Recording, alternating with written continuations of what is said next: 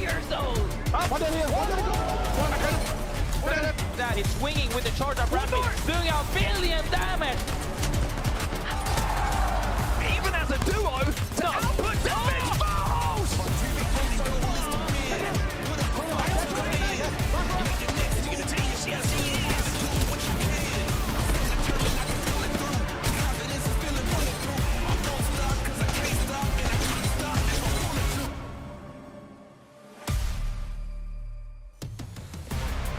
Welcome back to the Apex Legends Global Series. It is match day 9, and if you know how we do things here at the ALGS, well, that means there's one more to go. So it's do or die. It is time to make it into that top 20 to have a chance to play in the regional finals and earn your spot in the midseason playoffs. And it's also a chance for redemption. Teams that might have been doubted upon having a chance to maybe go 2 days in a row and say, hey, we're here to play and we're not going anywhere. You know who I'm talking about. We'll get into the storylines in the show, but right now, let me welcome you to the action. My name is Rain Day. I'm your host, and of course, alongside me are two amazing friends, compatriots, colleagues, and casters to talk about all that is going to transpire here in match day 9 in EMEA. Welcome, Vicky Kitty. Again, exciting to have you on, and you know, I love the jersey too. That's a special one. You can't just get that anywhere. Of course, man. Got that in Sapporo. Always nice to see the memories that we get to share in these ALGS lands, because it also is a reminder of what these teams are fighting for on the big stage.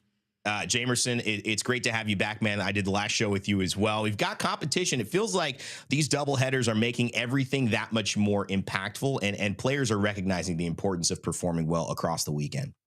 Yeah, I mean, it's day 9, right? What more can be said? There's so much at stake here, not just to make it to regional finals, but of course, in that constant journey to make it to the midseason finals. So yeah, a lot on the line, even for teams that are down there in the kind of like relegation bubbles. So I can't wait to break down all the action, because there's just so much on the line. Yeah, you get to look at all sides of the coin, but let's take a look at the tail side if today we're heads as to what happened in the first day of our doubleheader. Well, it began with an all-out war, not necessarily the idea, but the team who would jump out in front. Frick, Sherb, and Arctic looking like a threat. We had one of the higher point totals ever yesterday from a team who achieved second and third place, but still didn't come in first. That's because of a team we'll introduce in just a bit ago. Storm Point continued with the action. Na'Vi trying to find and get back to their winning ways. Ushako, Hyarka, and now Slab sliding down and claiming game 2. But this is where it would start, the drama. If you missed it,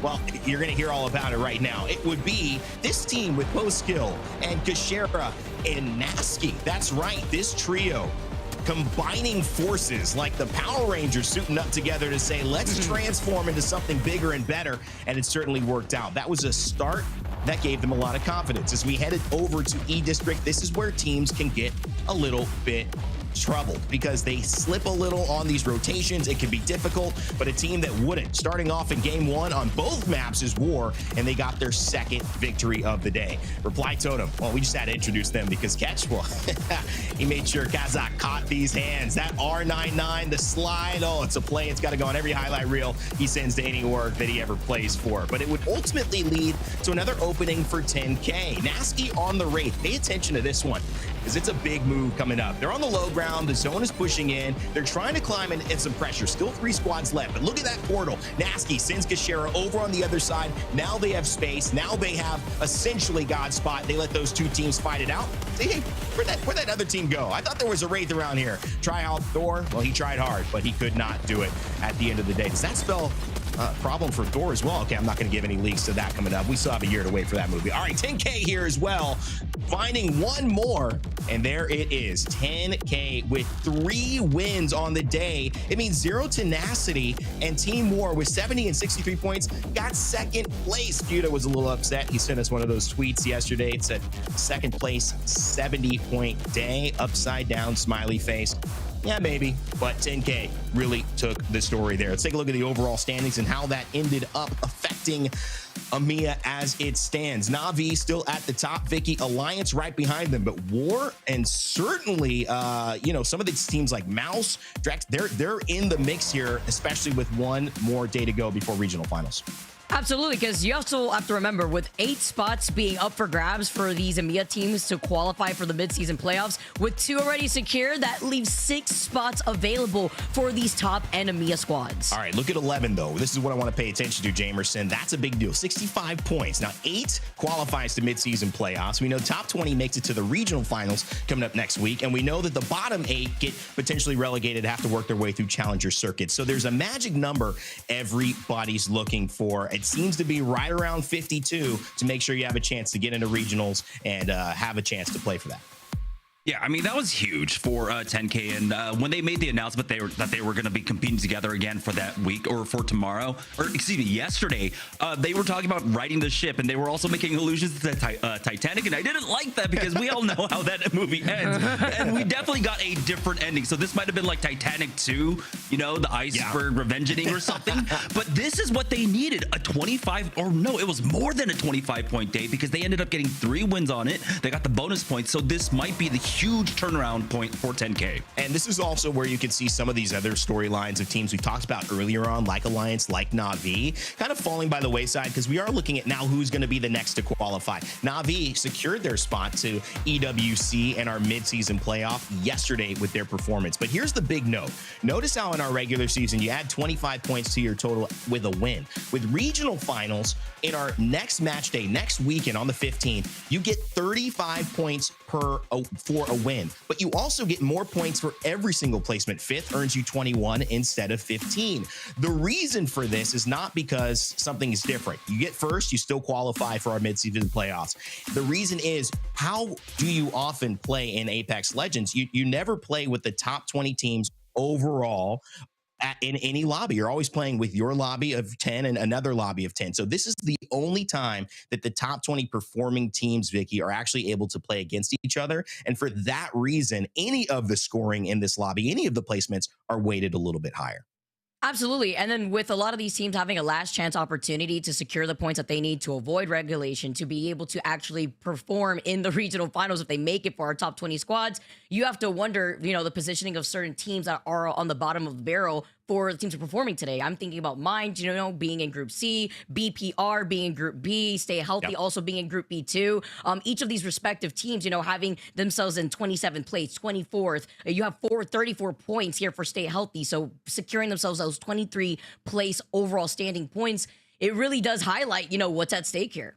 I mean, we want to keep hearing from you in chat. You guys do the math just as fast as we do. Sometimes we're talking and mathing, so you might be able to beat us. Keep an eye on the scores and what ends up happening. I mean, let's take a look, too, top-down overview, Jamerson, of what we've got in this lobby coming up as well for B versus C, excuse me. A versus C had a chance to play yesterday, and now it's B versus C's chance. So we'll get to see Alliance again. That's going to be scary for a lot of these teams, but we'll also get to see 10K, who performed so well yesterday. We're wondering, can they do it again?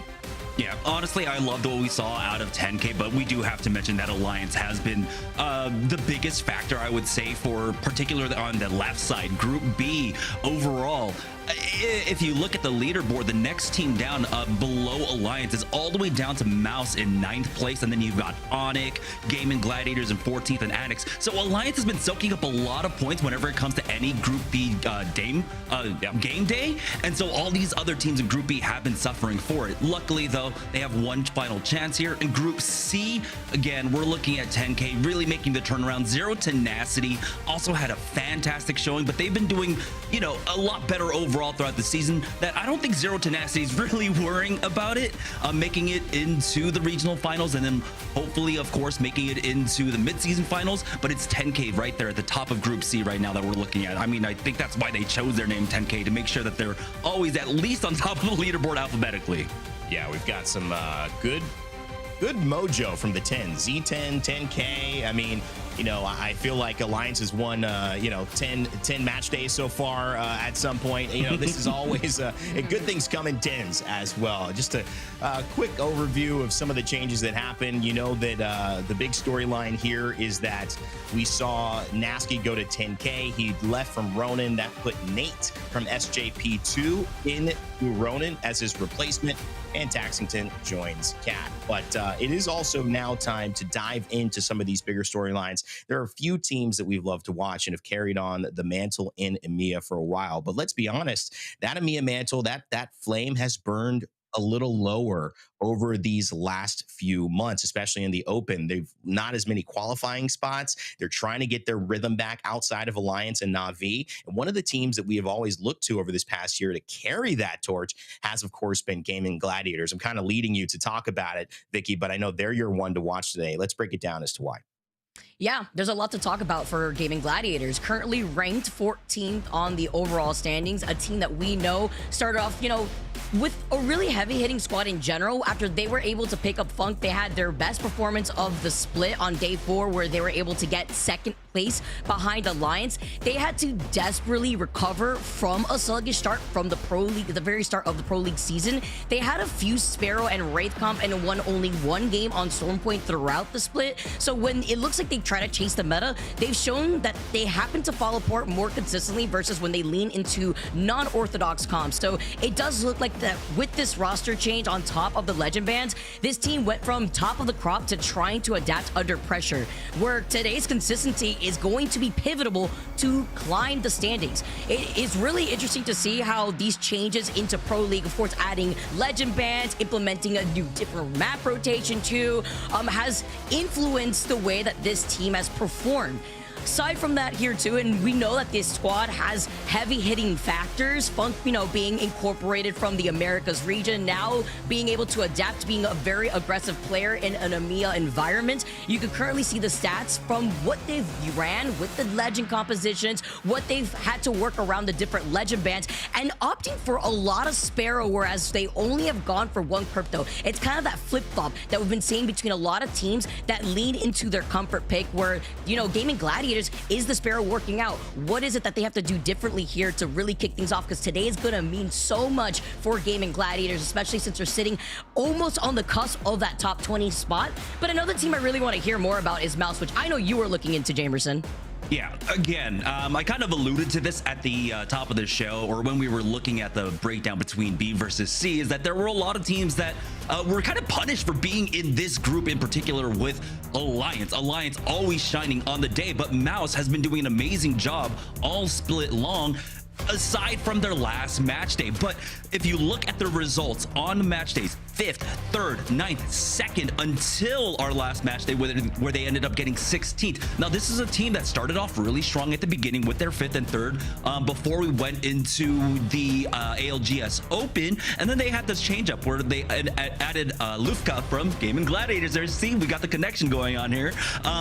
And since then, they've been, doing particularly well. I would say, of course, like, they got a lot of points throughout the regular season on E District, and we're not playing that today, but they're still really good at converting on regardless of the map, whether it's Stormpoint or on Broken Moon. They have been able to pick up wins on both of those maps, and Lufka in particular has been a very strong showing throughout this regular season. I mean, the only bad thing you could say is that losing out in that 2v3 when it came down to the Alliance clip where Unlucky goes absolutely ham right here, that's like the only the bad thing that we've seen out of them throughout this entire season. They've been so good at being able to convert into top 10s. You can see that they have multiple match wins, top 2s, top 3s. They convert extremely well if they make it into a top 10, into a top 5 position.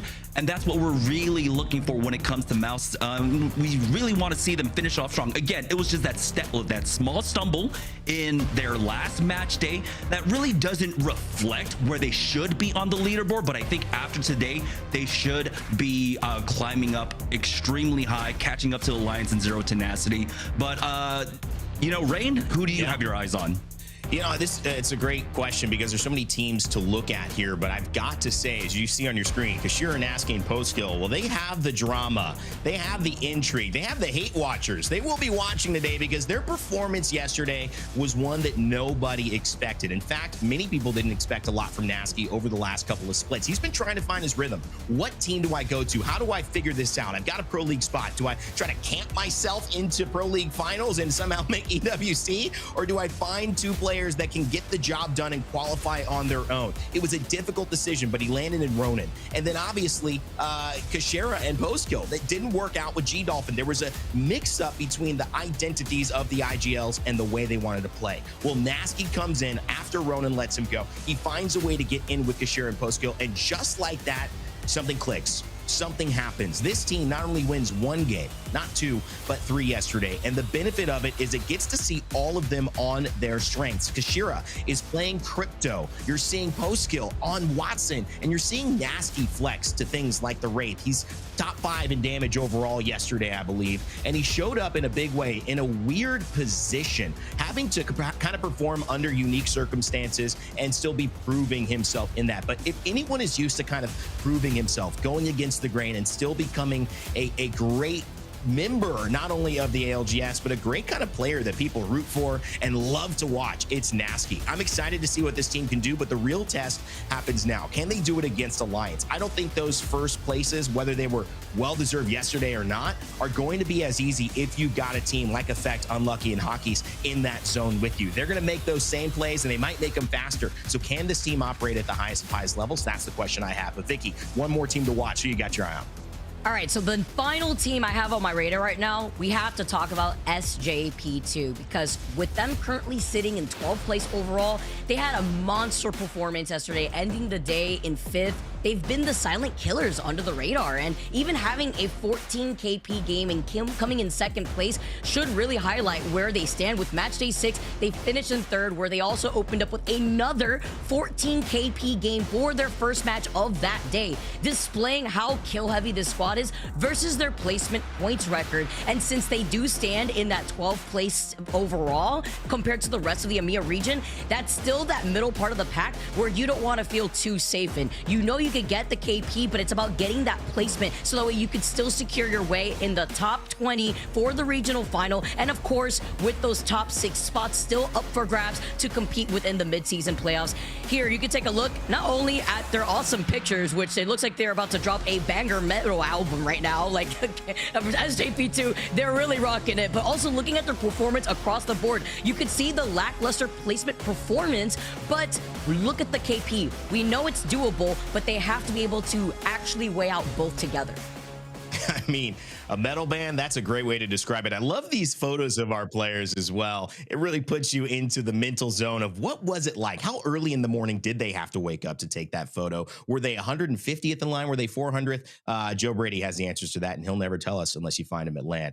Guys, it's time to check in with our Face It Watch, because that is the way that you could control the ALGS viewing style your way, the way you like to watch it, whether it is multi-view, taking 2, 3, 4 different angles, getting your map screen up like we do while we're casting the action on screen, hearing a few of those teams and their comms. You know, you love the drama. Well, let's see how those new team compositions like 10K are working out. Is Nasky still talking like we know he can talk, or is Kashera somehow tempering the incredible personality? We'll find out. You can find out too on faceit.com/watch. Also, remember, we've got a segment called What Does Chat Think? That means if you tweet us at PlayApex Esports, if you talk in the chat on youtube.com/PlayApex or on twitch.tv/PlayApex, you can ask questions to our guest this week, who is Arctic, who will be joining us at halftime. Ask Arctic anything, and we'll hopefully feature you on broadcast. All right, that's enough for the top of the show. Let's get into it. Game 1 about to begin. It's time for you guys to take it away. So Vicky, Kitty, Jamerson, back to you. Thank you so much, Rain Day. All right, Jamerson, it is time to bring in the action. We know the stakes right now for a lot of our squads. Where they stand and what they have to do now is a different story, as we are going into a different transition of to these map rotations. We will be starting off the day on Broken Moon. Yeah, Broken Moon and Storm Point are our rotations for the day, and that's really interesting because that's where it felt like there was a lot more room for a lot of our squads to kind of go toe-to-toe with Alliance. But having that out of this rotation, having, I think, 2 maps that Alliance are going to be very familiar with and be able to kind of dominate on, it's going to be a difficult task, especially knowing that they're going to be able to really focus on Broken Moon, get that first pick for themselves. right? Leave some for the rest of us. With the way that Alliance has been able to play from the very beginning, really soaking up a lot of those points, like you had mentioned, and it really also highlights what other squads need to do. Maybe play in that aggressive style to secure the AP while also being aware of their. Yeah, and then you can see that they do go for that first pick on Atmo Station for themselves. That is going to be Alliance picking that up, and they don't have too much in the way of like friction around them, right? So it looks like this might be a good start for them, but again, it does come down to a lot of the cross-map rotations here that teams are still getting used to here on Broken Moon. Let's get it started here, guys. Broken Moon to kick things off here. We will hold this spot to our dying breaths. Really just trying to load right here back into everything here. Also nice to be aware on which of our legends are going to be banned after this first game. Yeah. I'm going to get that information shortly here too. But that also comes into play looking at how the maps went for some of the games actually for yesterday's days. Yeah, I mean, we saw, and it seems like it's still remaining to be true, that it's going to be very aggressive legends and composition that we see typically here for EMEA, while in the Americas region, it was a little bit more defensive. But I mean, seeing things like the ballistic bands and the Ash and the altars, definitely what we're expecting very early on, particularly here on Broken Moon. Yeah, also got to see where that zone was going to be pulling, right? We've seen a very similar zone to this, maybe pulling towards that northern side of Cultivation, south of Quarantine Zone. Actually benefiting the likes of Mind and Onyx, who will be able to, Mind specifically, having that ring console over by Cultivation. Yeah, and I mean, if we're going to be talking about this southern pull, we have to talk about Alliance, right? They're coming out from Ammo Station. They've got both scans to be able to eyes here, but they'll also be able to try and control the southeast side of the zone there. Particularly, though, they're going to have to deal with UAIM very early on. Maybe they come in for a third party if Mind and UAIM end up getting into an early fight, but we are on board with FaZe right now. It looked like there was a small little standoff with SJP2. They will go ahead and back away. SJP2 might have been trying to go for a rotation path to get into spaceport, hit that hit the ring console to have a better idea, but I think everyone has a pretty good inkling that this one's pulling down to Cultivation. Okay, I could fight now. I get to see the feat happening in front of me. And I was talking about legend comps, right? Obviously, the fact that we have a missing team in the lobby here too influences what we may be seeing for some of our squads. SJP2 looking like they were already in trouble, losing out on their ballistic, but it is 12 Ashes in this lobby, being the #1 pick thus far here on Broken Moon, which I think is very interesting too, because depending on where these finals pull towards Jamerson, we know that Alter absolutely helps a lot of these squads reset with that Alter ult. It is absolutely incredible the distance that you could go with that. Yeah, it's fantastic, but I feel like Stormpoint might be something that they're holding it onto. But we know that once the Ash ban comes in, the Alter ban isn't too far behind either. So this could just be the game one, get the Ash out of the way, use her as early as we can before it goes away. Very great here too. While we look at Team Nemesis, you know, another problem legend that I know a lot have on their minds. Looking at the way that legend bans has played into the part for the competitive ALGS rule set. Ballistic, man, Ballistic having that Devo in a sling is holding onto that. Nemesis finding themselves already in a fight, trying to cut off the rotation after they were able to get that ring console that we saw earlier on, and looking at the teams that may want to be getting ahead on their rotation too behind them. Yeah, that was nice, right? They don't really have to expend anything. They just fire, send Babaji back, but we do have a quick engagement right now. Mouse looking to possibly push into GG, but they do have the fortified position. The catalyst wall is there. So Mouse noting that, just instantly back away, going for that reset like you had just mentioned. Perfect here, Mouse. Still trying to boost up those Evos, getting that scan on the care pack too after getting the information from that ring console. One of the squads rocking the crypto, by the way. Usually, you'll see teams using one or the other. It depends, I feel like, on the comfort styles of a lot of these squads between the Sparrow and the crypto. Mouse opting for that crypto information, too, with the drone being able to get these scans as well. Looks like there's another team right here. It is GG, a team that we had highlighted earlier on in the day, where they really need to have that outstanding performance, knowing that this is a very heavy team as well, but it's about getting those placement points. Yeah, right now they're ranked 8th in this lobby, right? So there's a lot of teams still behind them. So they need to at least have a decent day just to maintain a spot for regional finals. And then they can try and turn things around, especially with the bonus points that we have or the increased points in the regional finals. But it's, again, concentrating on the day. Don't let anything else, get in your way. Do not get distracted. Just make sure that you're playing your game right now. BPR, though, might not be able to play here. No, not with VC Go already getting the first knock, utilizing that 30-30. Nyx though cannot find these shots at the very end with the Mozambic. Not going to be able to do enough, especially when you have to worry about a Devo on the other side. VC Go with beautiful 30-30 shots. Also looks at the potential third party and gets a knock on Too Unlucky. That's the nice thing about the 2-tap. You just go ahead and decimate them. We'll see if the Alliance can try and reset off of this, but you can see the kind of pressure that Fuse allows you to put on right now, and it looks like they're getting closer and closer to securing it. And these shots with the 30-30 from Kiner, he is popping off right now. Not only were they able to take out BPR as the first squad to go down in this lobby, but now already taking this fight, holding back Alliance for the potential third party, sliding in, no, just tries to go for the follow-up, but Kiner already beats him to it, gets another knock, finishes off Effect and Unlucky, and that just leaves Hockey's alive for Alliance. Yeah, Alliance tried to go for this negative rotate play. They figured playing slow side of that zone just wasn't going to work out for them, but they end up getting punished here by VC Go. But Hawkins is still alive. He's on that crypto, so recovering those bodies should be extremely easy. Also, it's just round 1 closing, so he's not going to be taking too much damage. For Mouse Esports, though, it looks like they're going to have a second go at another fight, but this time around, it's going to be Babaji down at the southeast side of Quarantine Zone. Their squads within the vicinity stay healthy. Gaimin Gladiators all within their own respective buildings. Calm before the storm, as you can see. A lot of other teams still taking their time to get circle information. Be risky, though, playing off the high ground here. Another team could pop up from the choke if they try to approach from the height. As Aku patiently waiting. EMP ringing out. I love this play right here too, but that cat while barricading the door, it goes down. Here comes the nades to hold back Mouse. One of the teams also rocking the Fuse, which could work great against these cat walls inside. They're just trying to hold them back, and while this fight goes on too, there's not really a squad that wants to leave from their vicinity over in Quarantine Zone to get involved.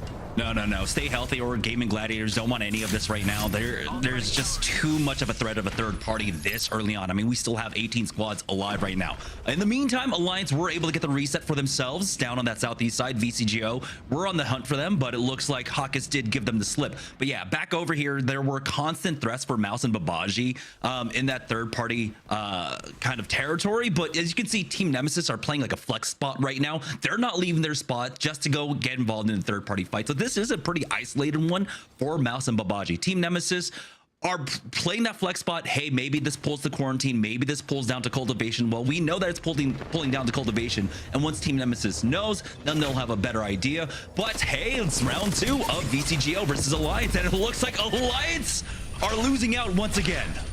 Oh no, leaving Hockeys as a solo left for Alliance again, but eventually, once that Crypto Drone is out, you're revealed, and VC Go take out Alliance fully this time around with no reset possible. That is insane. Not only do we rarely get to see a full 3v3 of Alliance versus X go against Alliance, but we don't typically get to see it 2 times in a row, and Alliance not learning their lesson. So VCGO are starting things off really strong, already farming 5 points off of Alliance. And they needed it desperately too, because in the overall standing, they are currently sitting in 15th place with 50 points to their name. So a beautiful start for VC Go, as now they're also going to be able to have the ring console, a survey beacon, and they have an evil harvester if they're not already at purple. But after these 2 fights, wouldn't be surprised here as we take a look at other teams within the vicinity after they were able to get their own ring console scan. Teams like Onyx that were holding that choke in that map feed that we saw overall, and Aurora. Aurora's story has been very interesting to me, Jamerson, because this is a squad that we've always seen have no issue taking a lot of these fights, but yesterday specifically, they were playing like they were scared to take some fights. They were playing without confidence is the better word for it, and I wonder if today they've been able to get that mental reset, because they also desperately need to have a pop-off game today. I mean, if I'm going to be completely honest, this entire split has felt like an identity crisis for Aurora. And I think that's kind of what's indicating possibly a confidence shift, or what you might expect, you know, to be a confidence shift.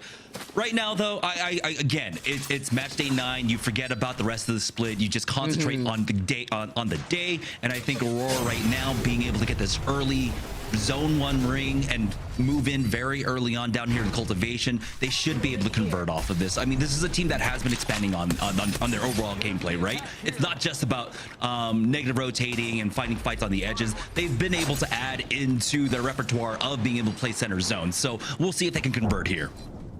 Been on top of it too, being in the positioning that they are in over the south side of cultivation. SJP2, Denze taking a good amount of pressure from a 30-30 in the distance. Yeah, this is being able to reset here. They've got the mythic bin that's going to be spawning, so they want to be able to force back Nephilim, but also, again, play this flex position that Team Nemesis just to the south of them are playing off of right now. So for SJP2, there's a lot of benefits here. It leaves rotations available for yourself once the zone closes and you have a better idea where this goes. But you can see that with the way the zone closed, we're going to have a lot of teams coming in from the eastern side. For Mouse, though, they've been holding out here on the northern side. It is not going to be pulling up to you. You do have to start making your rotation now down to cultivation. For Mouse, they've got options available, but they've also have a lot of teams ahead of them. It's just been poking pressure between Mouse and Baba G, like, for the last ring and a half now or so. And as you mentioned earlier before, too, with the Mythic being right next to SJP2, they were able to get that, just leaving it a complete mess, by the way, right at their feet. But we'll absolutely be able to take that with Nephilim slowly approaching SJP2, as well as Mouse that could be in the distance if they hear a fight break out. Yeah, all we were missing were like red party cups, and it would have looked like, you know, the aftermath of like a crazy party there. But for Gaimin Gladiators, they are making their move right now. They do have Stay Healthy ahead of them. Back here, Mouse now making the move. SJP2, who had just picked up that mythic bin, have lost out on Querney, and Mouse are on the chase.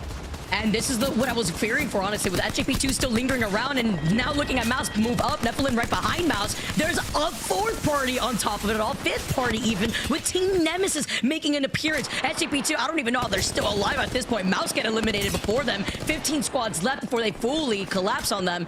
And even in the distance, GG being able to get a knock with the Kraber. SJP2 now finally get eliminated, and Team Nemesis are waiting on the outskirts of this fight. They've already gotten a knock onto Jan. They haven't been able to secure that loot ahead of them, though. So Lippin will go ahead and pick up that red armor for themselves. But it doesn't look like they're going to chase after this one. I mean, for Nemesis, they are, of course, on timers here. They need to worry about the zone pushing in, but they can also use that to their advantage. Nephilim now, with the rings to their back, have to rush in. Nemesis, they've got the high ground. Love this side-by-side view, too, to highlight the squads that will be waiting for them on the other side, waiting for them inside the zone here, too. Team Nemesis looking to gatekeep with 13 squads left. Nephilim get eliminated here. 12 squads left. Team Nemesis now finally move up after clearing their backs, and waiting for them on the edge of zone. It's going to be Zero Tenacity, a team that has been popping off. VC Go, though, have continued on their domination, still racking up even more KP before Nono dashes in to get the next crack. Ooh, Nono had to turn around on that one. He does end up falling there to Shex, but still a lot of damage done as VCGO will answer back. That's Andy Jax falling down to a 2v2. This is beautiful. This fight right now versus VC Go and Reply Totem. UAIM looking to see if maybe they could get involved and clear this south side of the zone, because they know that there's a team waiting for them once they're forced to rotate in. Max Strafey on the outskirts, clearing his back before looking behind him to make sure Zipline Mafia, the neighboring squad inside that next building, doesn't move up. Shex gets annihilated. That Devo. Oh man, I hear that in my nightmares before moving up. Reply Totem get eliminated. Gaimin Gladiators dancing between 2 cat walls, by the way, leaving only Funk alive on the Newcastle. Will he get the reset, though? He's got the mobile shield down, too, adding that extra layer. No way. And he got no way. But there it is, Funk finishing off Babaji just in time. They got plenty of time here now for the full reset, full heal. But now they've got 2 teams ahead of them. FaZe Clan, along with Onyx, playing that northern side of this next zone. Gaimin Gladiators, though, they've got the crowbar, really, to try and bust open that doorway on the northern side here. We do have a bigger pileup here on the east, though. You can see Team Nemesis. They've got maybe 3-4 teams here on the southeast side that are all going to be running in.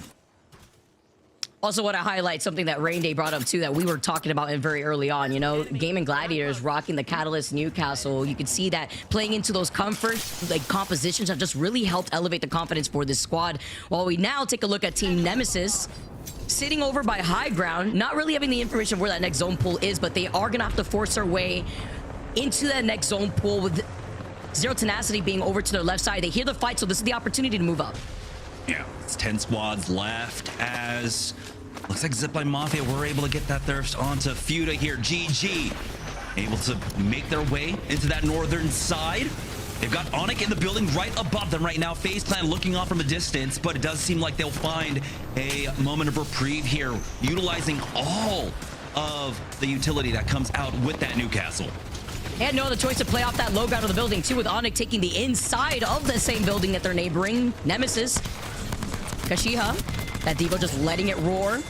Being on that ballistic, beautiful shots here coming in. Zipline Mafia, they get eliminated. 9 squads left now. You can see the 30-30s in the distance too, trying to put in the pressure. Zero Tenacity over on the other side of the fence line, in the line of sight of 2 other teams too at the same time. Well, VC Go just keep claiming heads, staying alive and wiping what, almost 40% of the lobby at this point. Zero Tenacity meet them back in the lobby. That was huge, by the way. VCGO are able to survive because the third party comes in onto Zero Tenacity. Team Nemesis aren't able to finish them off quite yet. Now they're chasing after this one, finishing off one more. They need to recover Kaija, but you can see VCGO are continuing their streak of kills here, but it looks like it might be over. No left in a 1v2. Oh, the Ash like a dash with the movement out here. Zuni gonna be able to claim the head of Tyre. VC Go get eliminated. They stop their run as UAIM now coming in from the high ground. Max Straight V looking for position, looking at Nemesis while the rest of his squad now tries to split some of that attention. The rest of UAIM knowing that they need a turn to take this fight so that way they can also boost up their own Watson Evo to that purple. Yeah, it's a 3v2. They should be able to win this, but they don't really have full information. Now charging in, they know as soon as it was aware to them that it was a 2v3, they can go ahead and easily push into that one. But you saw the kind of reticence they had. They utilized so much, right? The EMP coming in, FaZe Clan making the push. 10K about to get knocked out. FaZe Clan wipe out 10K, leaving us with 3 full squads remaining. Vicky is going to be FaZe Clan here in the zone. Gaimin Gladiators rotating in from the north side, and now UAIM going center zone. This is such a huge story for FaZe, by the way. They are sitting in 19th overall, even at risk of possible regulation. And they are here sitting in the top 3. Gaimin Gladiators, after cleaning up that last squad here too, while they were playing off that low ground outside the building, now only have 1 bullet in that Kraber left from line. Oh boy, UAIM losing out on 1. They're not, of course, with that Newcastle, so they won't be able to go for that full reset, but does look like they at least secure the thirst. Here's Gaimin Gladiators coming in. Oh, after getting that knock too, it's a trade-off from both sides here. So looking to try to fully commit with UAIM, looking on the distance at these 2 squads collapsing on one another. One member of FaZe Clan still alive out in the north side, hoping to play for at least 2nd place. And he might just be able to get it. It's going to be a full 3v3 here, and UAIM have gotten the attention of GG. That Kraber shot missing out from Lights. And now you can see Funk trying to play off in the distance. They do have a lot of this long-range weaponry. Light has fallen, but they will be able to get the res here. Blast tries to hold the line, but he's now down low. Oh, Light may have maybe tried to go for a desperate swap up after losing out on that Kraber, leaving him with only 1 weapon to work with here, but looking to get that reset with the Newcastle res, while Zayn in the distance from FaZe keeps the dream alive and is also trying to grieve Gaimin Gladiators after getting that knock onto Blast. Yeah, this has to be a clean fight. End up losing out there, leaves an opportunity for FaZe to actually come in and maybe even steal away the win here. We'll see though. Zayn is all the way back behind a Newcastle wall from GG, and he's gonna use it as his own. Thanks for the gift. We'll absolutely work with this. Especially with Zayn having the 30-30 and Diva as his secondary weapon, looking at his weapon loadout in general. No one's going to try to cross in this distance. No one wants to put themselves at risk. Either of these squads trying to commit to Zayn right now, and they'll be easy pickings with UAIM holding the other side of the zone. As the zone starts to close in, Zayn now jumps around. He's forced to exit out from behind the Newcastle wall, and these teams want to be able to clean up some easy KP, but without giving up their space. Oh no, Artico, you can't whip like that with the R9. There we go. Zayn does go down. Now it's a clean 3v3. Gaimin Gaimin Gladiators versus UAIM, but Gaimin Gladiators have set up the flank. You can see on the side, one going down low. XD is dropped down, but it's going to be Light trading away with Funk.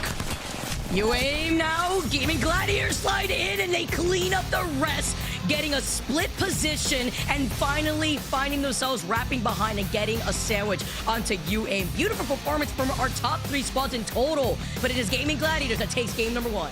Yeah, and what a way to do it. You were talking about the comfort picks coming out for GG and how they've been struggling with the legend ban system since the beginning of the season. But here you go. Now they go back to playing their own comfort zone. And we know that in Apex Legends, whenever a legend becomes very ubiquitous, the power of that legend kind of falls off. But you can see there, the Newcastle, when you're not competing with the Newcastle on the other side, when it's not chain resin on either side, reset after reset, that you do end up slowly getting the upper hand in a lot of these fights. And so GG, going back to that cat, going back to the Newcastle really worked out for them. It really did. And honestly, seeing how that's going to proceed is going to be a different story now as we take a look at our match 1 results. Gaimin Gladiators, they come out on top and they finalize themselves with 13 KP for this first game. UAIM as well, being able to get 9 KP. I really like this distributed KP for our first top 10 squads. Even VC Go, as we highlighted before, they started off incredibly strong, finalizing themselves with 15 KP as well as Nemesis with 10 KP. Yeah, it's kind of impressive that GGU and UAIM were able to get that many kills, especially in the late game, considering how hard Team Nemesis and VCGO were going in the early and mid game. But no surprises here whatsoever. Kiner picking up so many frags for himself, and of course along the way that damage. But it's Funk on the revives and the assists. Wow. And then Kiner coming in with the 2.4k damage out here as well. UAIM damage diff 2 being that 2,200 damage diff in general, and VC Go 2 with the 1,860 as we take a look at the 2-team difference. It's going to be Gaimin Gladiators versus VC Go here, and looking at the difference, right? VC Go, who had fallen, I believe it was like 7th place or so, being able to finalize themselves with 15 KP in comparison to Gaimin Gladiators, who going back to their comfort legend composition picks, were able to secure 13 KP. Yeah, I mean, what's interesting about this is that there was a world where VCGO could have absolutely taken the win here. I want to throw back to that Alliance fight that they had very early on and how important it was, because that was Alliance's game plan. They wanted to do the very similar thing that VCGO basically did after they ended up getting knocked out by them, right? They wanted to sweep that southeast side. They wanted to slow rotate in and then pick up fights on the edges. Unfortunately, though, there was a lot more friction that a lot of teams ended up staying in cultivation for way too long. That made it a little bit more difficult. And so you got to see like teams Nemesis and others come in for the third parties there on the southeast side. Otherwise, though, VCGO like had a huge opportunity of dropping a 30-point game here. Yeah, it's been a great time, too, to see how Kiner on the Fuse was able to put on a great performance for that first game. But that was just game number 1 in the books. We still got 5 more games to go here within EMEA. Don't go anywhere. It's game 2 on Broken Moon on the other side of this break.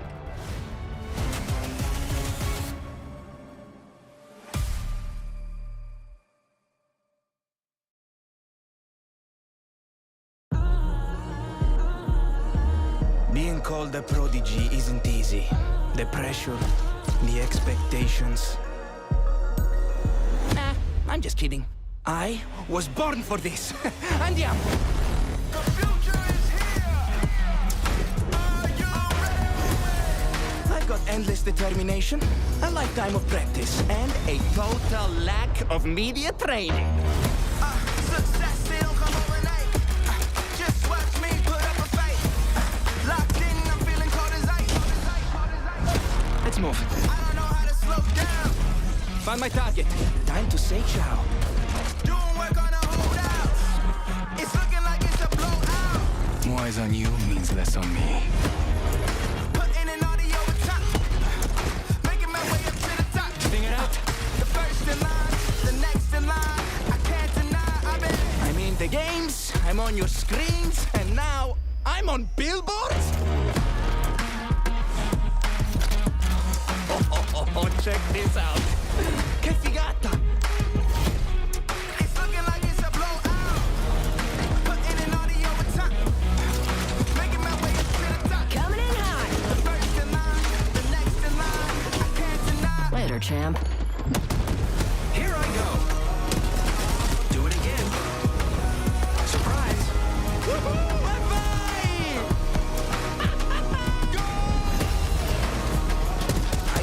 end up here, but I do know how it ends. I've heard losing builds character. Let me know how that goes. Been waiting my whole life for this. Yeah. Been getting so right for this. Hey. Been waiting my whole life. Hey, ragazzi, we did it.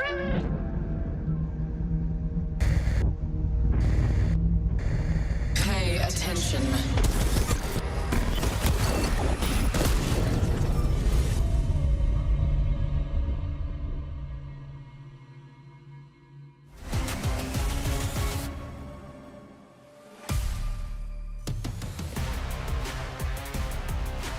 Well, that was fast. Gaimin Gladiators come out blazing in game one, and they grab the victory. So much for those EMEA scrims not getting Funk ready. He is certainly ready today and had a couple of clutch plays here. Rain Day back on it with Vicky Kitty. Vicky, I mean, let's take a look at that final circle one more time. You casted it, but that Funk clutch right there, it all started the snowball of their success.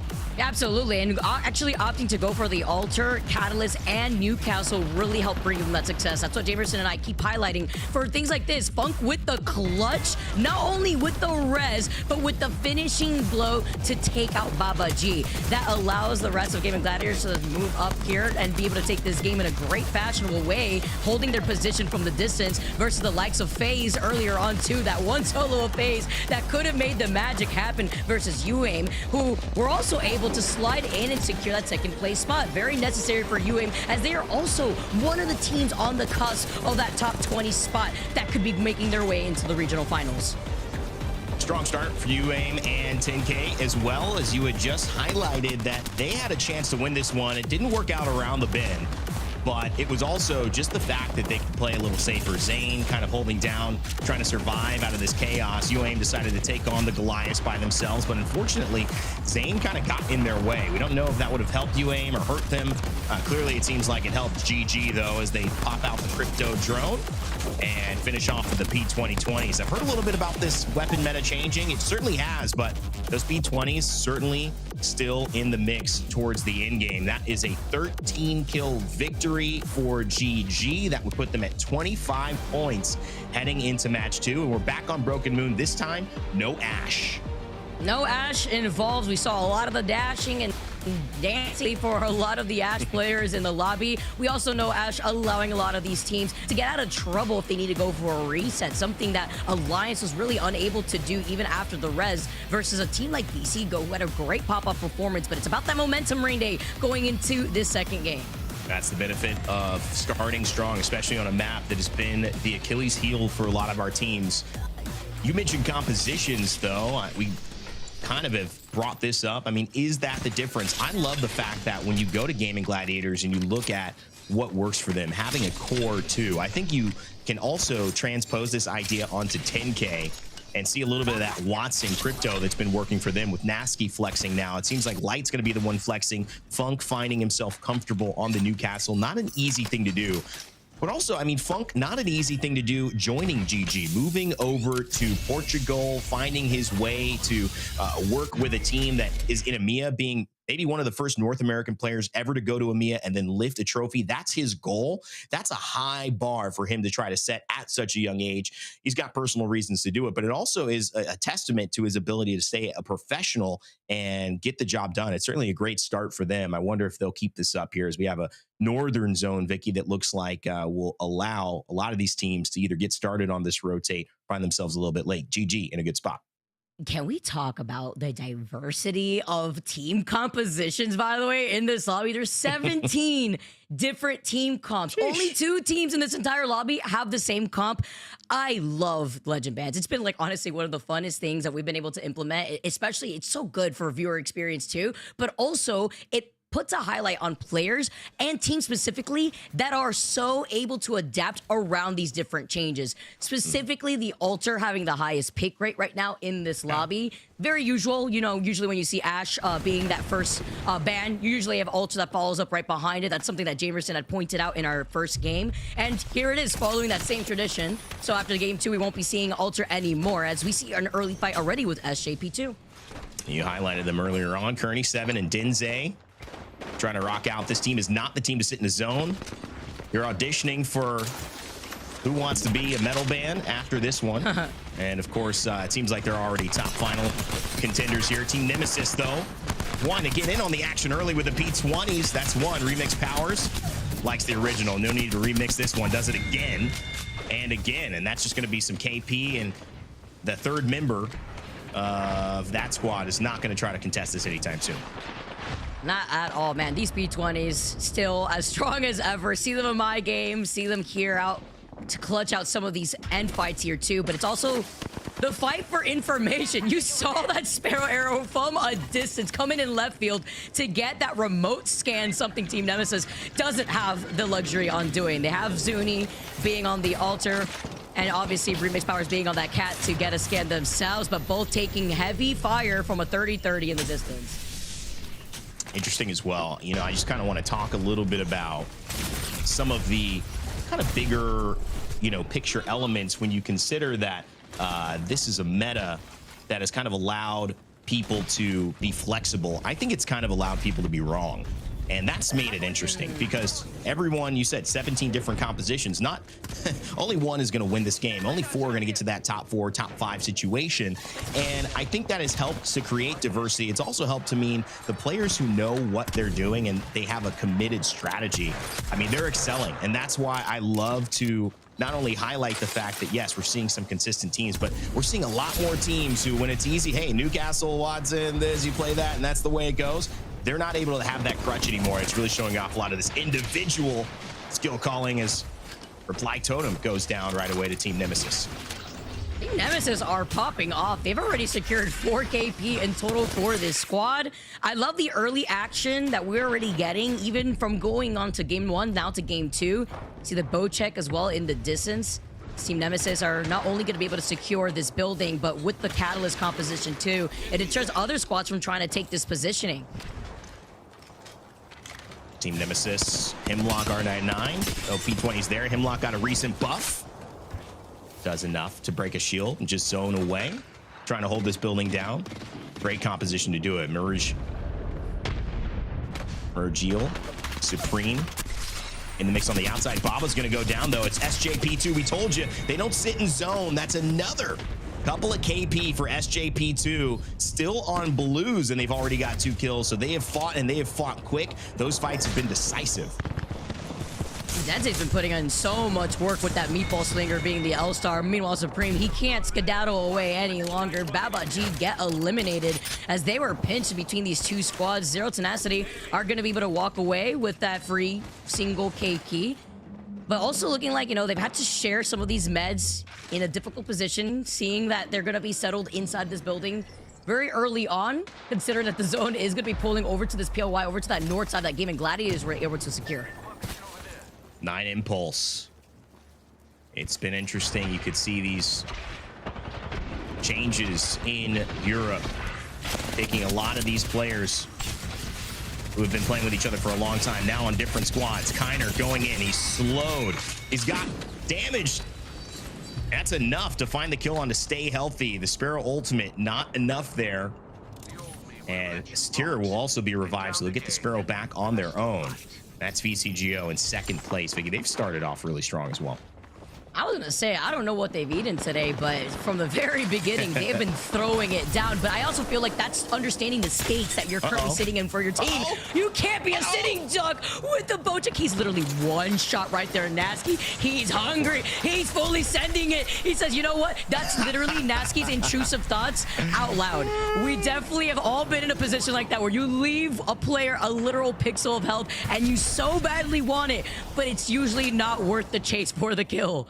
His old teammate of Max Strafey survives a little bit of that one as well and is able to heal back up. Boy, oh boy, those 2, what a great story for them. It was unfortunate not being able to get Max to so many of those lands due to just uncontrollable situations happening in the world. And we've always sent our best to him. And he's been a top contender in EMEA. He's also thrown out a couple. I don't know what it was. I mean, it was a tweet yesterday.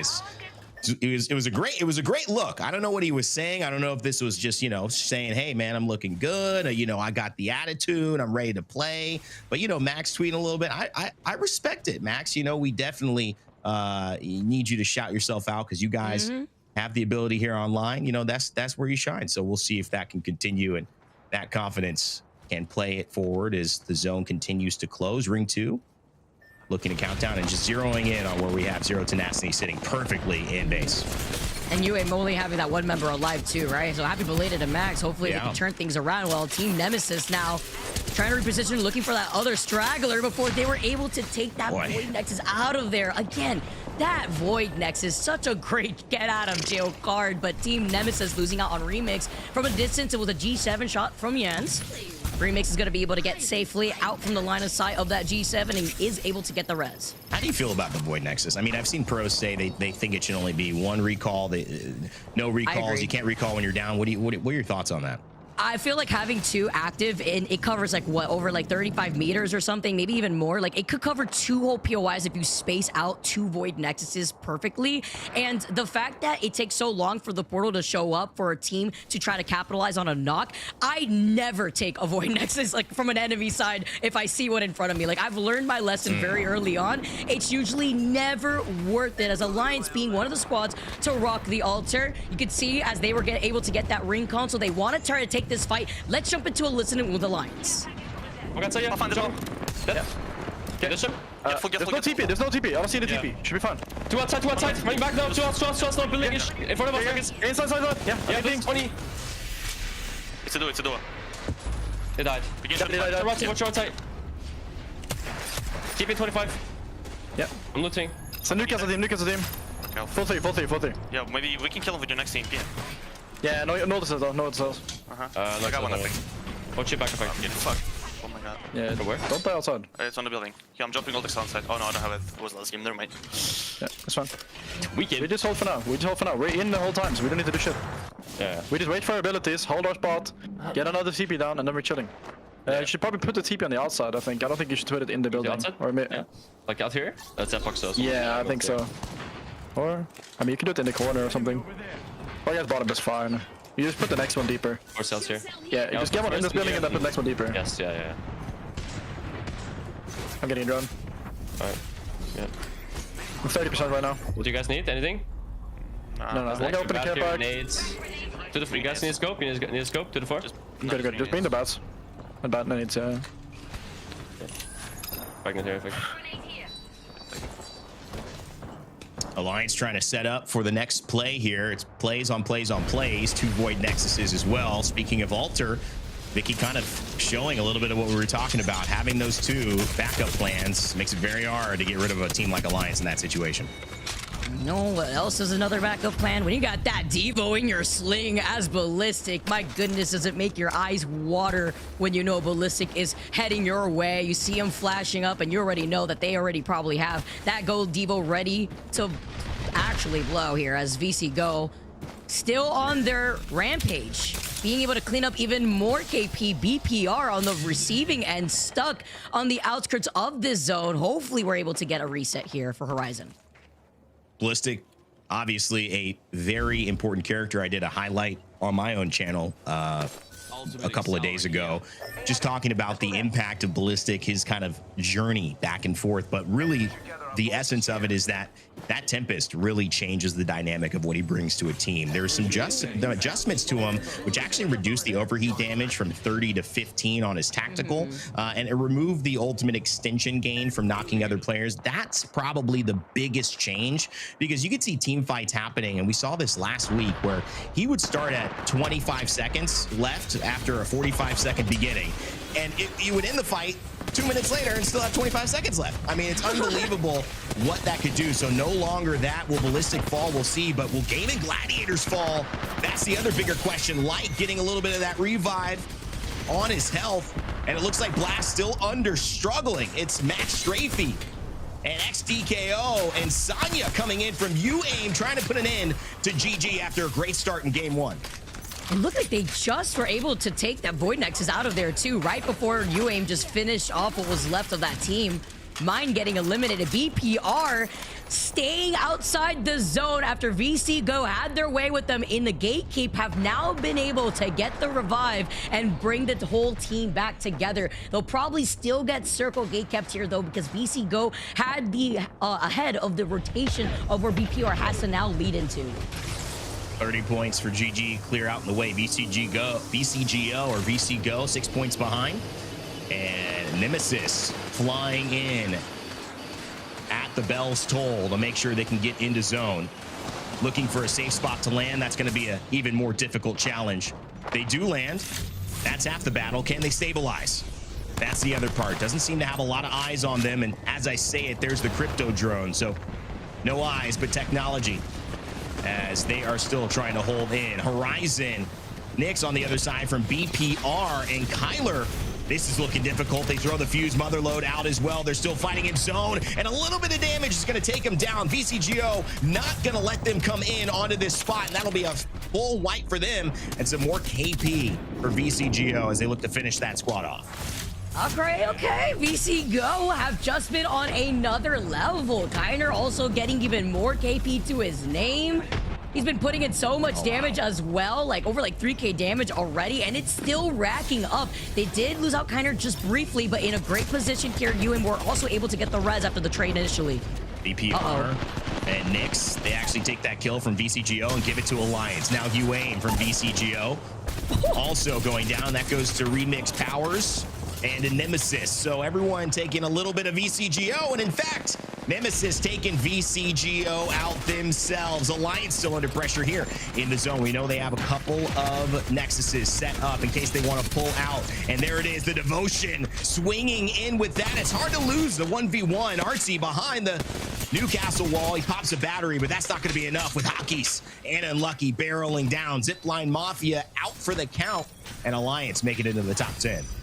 Alliance with their constant resets before re-engaging again has just been proven triumph so far within this game, and they have the Ultra ult again just in case they need the insurance. Funk, by the way, just gets deleted from the other side. The P2020 is following up with a Devo here to get that initial knock. Here comes that Void Nexus just for the repositioning, just so that way they can get the res once again on Funk, but they've dirtied him, so he's unable to get through the Void Nexus. That is rough. I wonder if they've got a mobile respawn beacon potentially. I mean, it would still be a tough pick up round. their banner too. He's got the support perk for the altar. Yeah, they can. I mean, this is going to be interesting here. Obviously, GG doesn't want that. They might just go and engage. Up on top, it's Team Nemesis with their own battle as well. Take the altar portal through.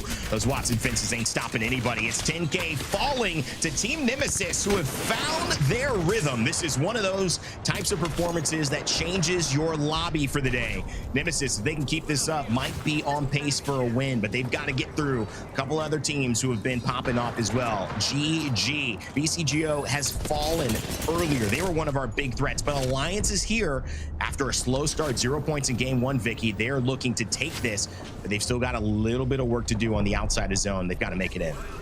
It's just crazy to see how Team Nemesis have just been soaking up all the KP. 14 KP already, while Alliance playing off the low ground right now. Unlucky having that red helmet, red Evo. So that portal here, just so that we can get a scan to see where they want to go and to elevate the rest of Alliance to hold on to the high ground here. See that ballistic whistle here too before dropping all the way down, but it's also holding back two different teams from both angles. They fully commit onto the other side. The beautiful follow-up from Unlucky to help a Hockeys. Crucial. You're just seeing the impact of Altar right there. If you didn't know about it, now you're seeing it in action. Alliance, there is no spot that they cannot be involved in, and with the team so coordinated, sending Effect and Unlucky to go deal with their problems. Hockeys is like a mob boss waiting to see that the job was done, get the call. They're saying it's over. You don't have to worry about that anymore. FaZe Clan, though, trying to start something for the 30-30. Z10 will go down. Phoenix, Fuda, and Squad will fall in. Alliance ready to just clean that up as well. Man, a slow start. It's never a slow finish for a team like Alliance. And as a duo too, right? Because as you mentioned before, Hockeys lingering back, making sure that they clear the entire southeast side of this next zone, while Hockeys is in the crypto drone to gather that information. Literally just sending Effect and Unlucky out like he's a Pokemon trainer, like understanding exactly what his Pokemon are about to do, and they're about to make him as a trainer happy. As Mouse, the squad that we had highlighted, we heard from Jamerson the performance that they need to bring on, still with full blue Evo shields at the end game. I was gonna make some. I mean, to me, it was a little bit more like it. You know, you send somebody to go get like in those simulator games, like to go get chop wood or like bring back stone or something from the quarry, and they come back. You know, you just like leave them on gather stuff for me, and they're gathering KP right there. Boy, it'd be nice, wouldn't it, guys, to have Fecht and Unlucky gathering KP in our ranked games. Hockey's privileged with that. I guess close to $1 million in earnings wouldn't be too shabby of a reason why. Nemesis, they're a team that's going up against the other team that wants to win this one. This is just bad for Nemesis. Mickey, I don't see them getting out of this. That might be the end of their story, but enough KP so far to be happy about. It's just Alliance who are trying to steal the narrative. Top 3 here, and they are some of the last alive alongside Mouse and Gaimin Gladiators. Oh yeah, and playing off that little head glitch too by the fence line. You see the crypto drone while Hockeys is invisible over to the right side. EMP unleashed too. Mouse looking to start an engagement, knowing that they have to start getting damage done. Aku is literally one shot away from getting purple. They go over to the high ground, and it was because they isolated Hockeys, who got hit with the EMP and was revealed after he was in the drone originally, trying to get some retaliation with an EMP from Alliance now, and Aku taking so much damage, couldn't land that one shot to get purple, and is forced to back away. Crypto not likely to be banned, so Hockey's working this.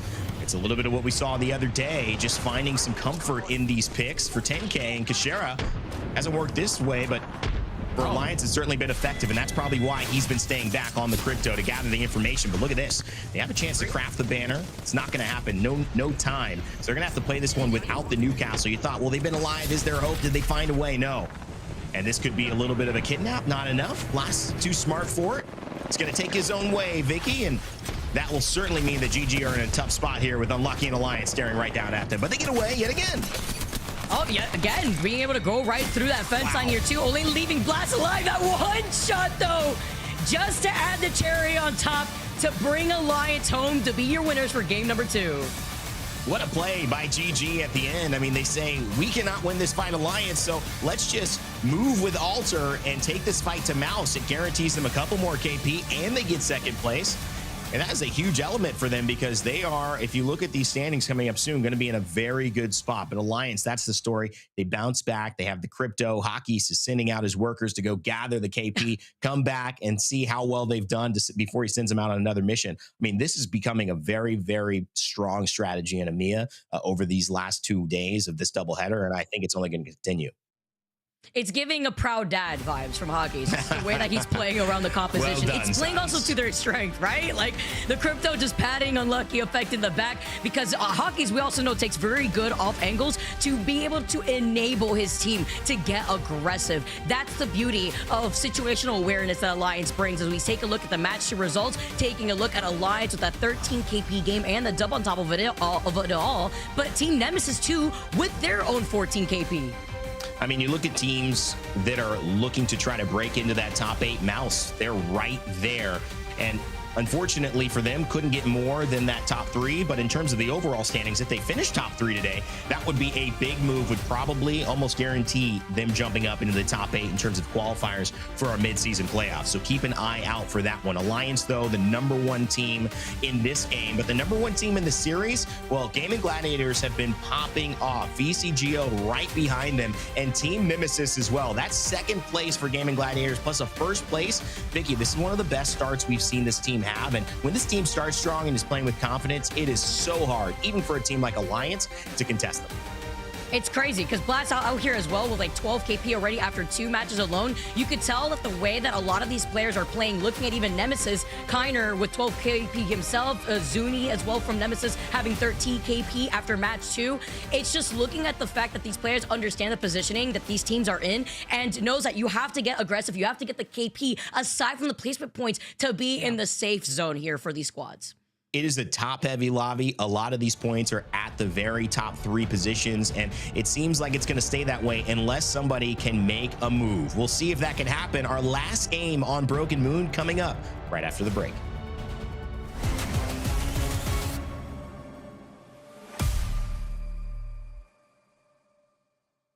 さあ復活のクレイジーラ君チャンピオンなるか。さあリブート三井どもえの対決ではありますが、リブート CR はうまくキノトロップの上取り切りましたね。キノトロップとのファイトになります。落としてる。しかし一時交換。さあキノトロップに対して 1v1 ですかね。 1v1 のファイト。さあクレイジーラックキノトロップが勝ちにはそこを取り切ったレブ。立体的に車線を伸ばしてきています。ドスコインパクトが先に倒れます。残りはタイダ蘇生に成功しますが、サクと2枚です。 3v2 サクが落とされて残りは 2v1 挟み込みました。エンターフォース36。早めにリドル取り切りたいですね、エンターフォースは。2チームずつリジェクト RRX エンターフォース36。ただメルトステラ落ちる。 RRX が射程が取っている。リドルオーダーがこれ全滅です。ただエンターフォース36まだ3枚生存しています。リジェクト1枚落ちた。 RRX 全滅。さあここは最後エンターフォース36。そして残りは2チーム。エリアはキノトロップが圧倒的有利ですね。はい。ただボルト落とされている。ただここは TI あるか。 2v1 ですが TI の方が体力状況が体力少ないですね。芳しくはありません。ただキンヘルがここで生きたか。2枚で襲いかかります。 TI 見事なチャンピオン獲得。7でも伸ばしている。01マスターキ横に展開していきました。ジュスナがそこを見ている。リドルオーダーが先に倒れます。残りは3部隊。エンターフォース今日本日3度目のチャンピオンに大きく弾みをつけている。残りは2部隊取り切りました。エンターフォース下側全部キープしたいところではありますね。はい。 TI エリアが狭い。先に出る。しかし上を取った。リドルと TI が当たるか。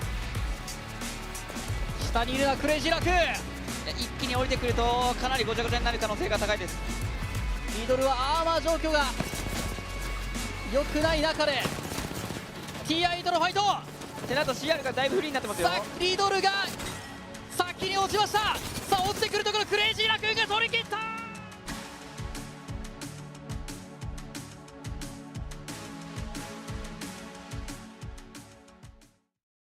Sony InZone, the official monitor of the Apex Legends Global Series.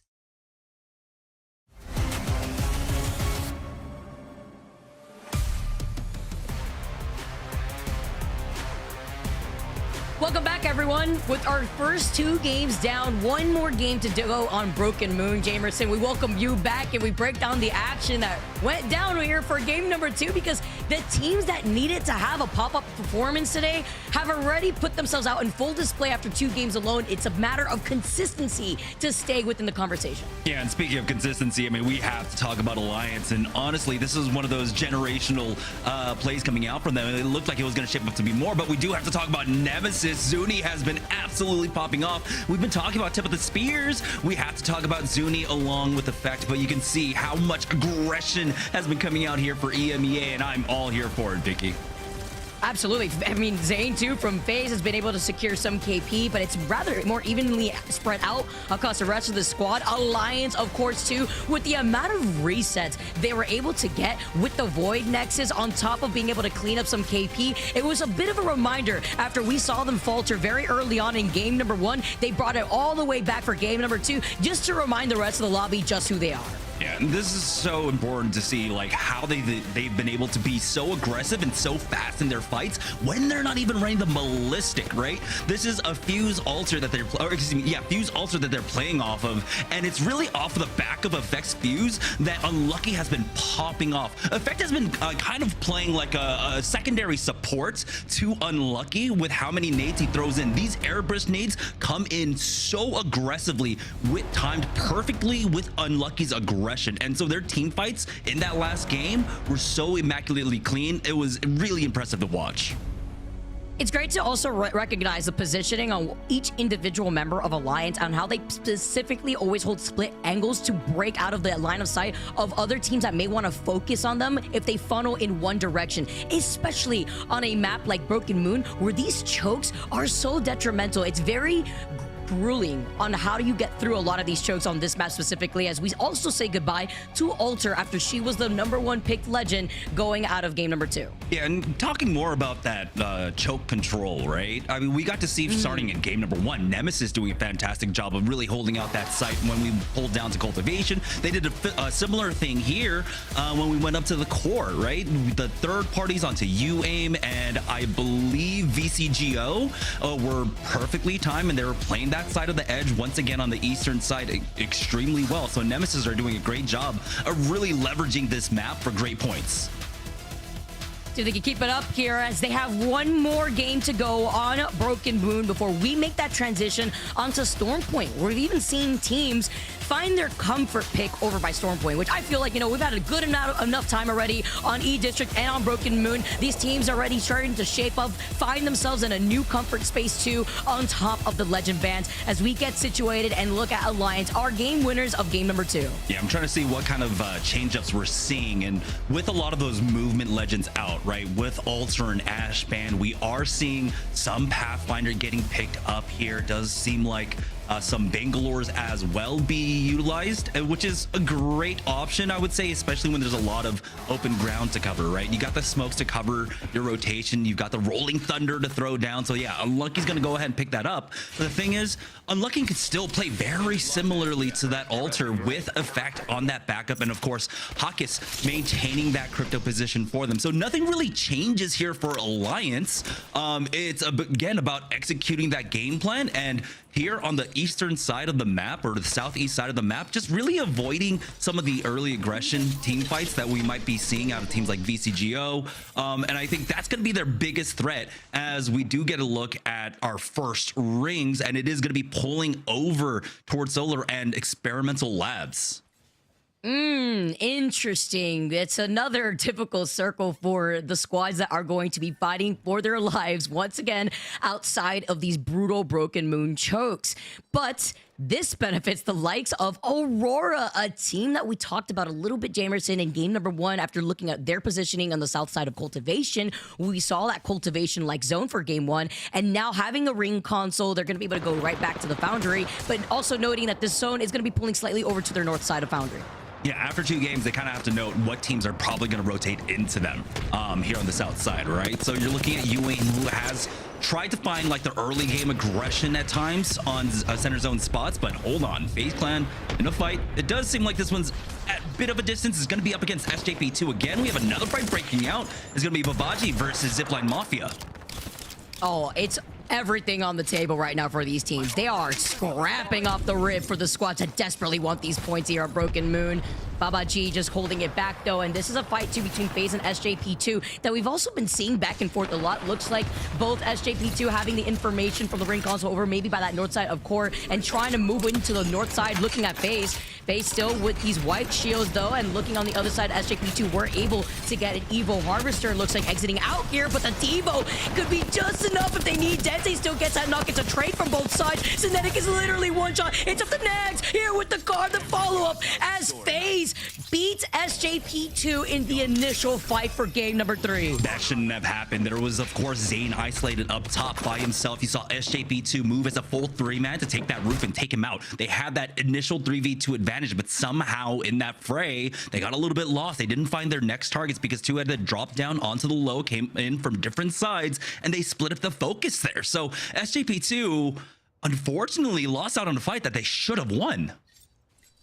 Man, that is crazy. It's just another point on the board for FaZe 2, right? Like, desperately trying to make sure that they are safely within that top 20, because if they are not there, then there's no regional finals. There'll be no mid-season playoffs to play off of. And if they're in that bottom 8, then they are forced to be regulated into the challenger circuit. So already starting off so strong here. They also have a ring console to work off of. They have a survey beacon. Yes, Nephilim is also right there, but there's a lot of information if they decide to side quest here on that north side. Yeah, importantly for FaZe, like you had mentioned, being there in that 19th spot, they've got 7 other teams in this lobby that can reach them in terms of overall points and knock them down. So every single fight for them is a fight for their life right now. They might get another one. You can see Nephilim actually rotating through Gulch right now, and FaZe are trying to keep on top of that UAV scan as Mouse now making their rotation out. It looks like Aku leading the charge on that Wraith for them.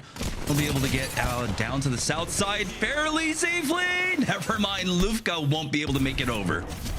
Yeah, R9 beaming, especially in close range like that, medium to close range, really highlighting KP potential damage output. Lufka being the first one out here for Mouse. Not only that here too, you can see Baba G playing closer to that choke. Team Nemesis over from Quarantine Zone, looking to wrap fully around, not wanting to get gate kept after they got the ring console info over by Quarantine Zone, and another fight happening over here, over to the southwest side.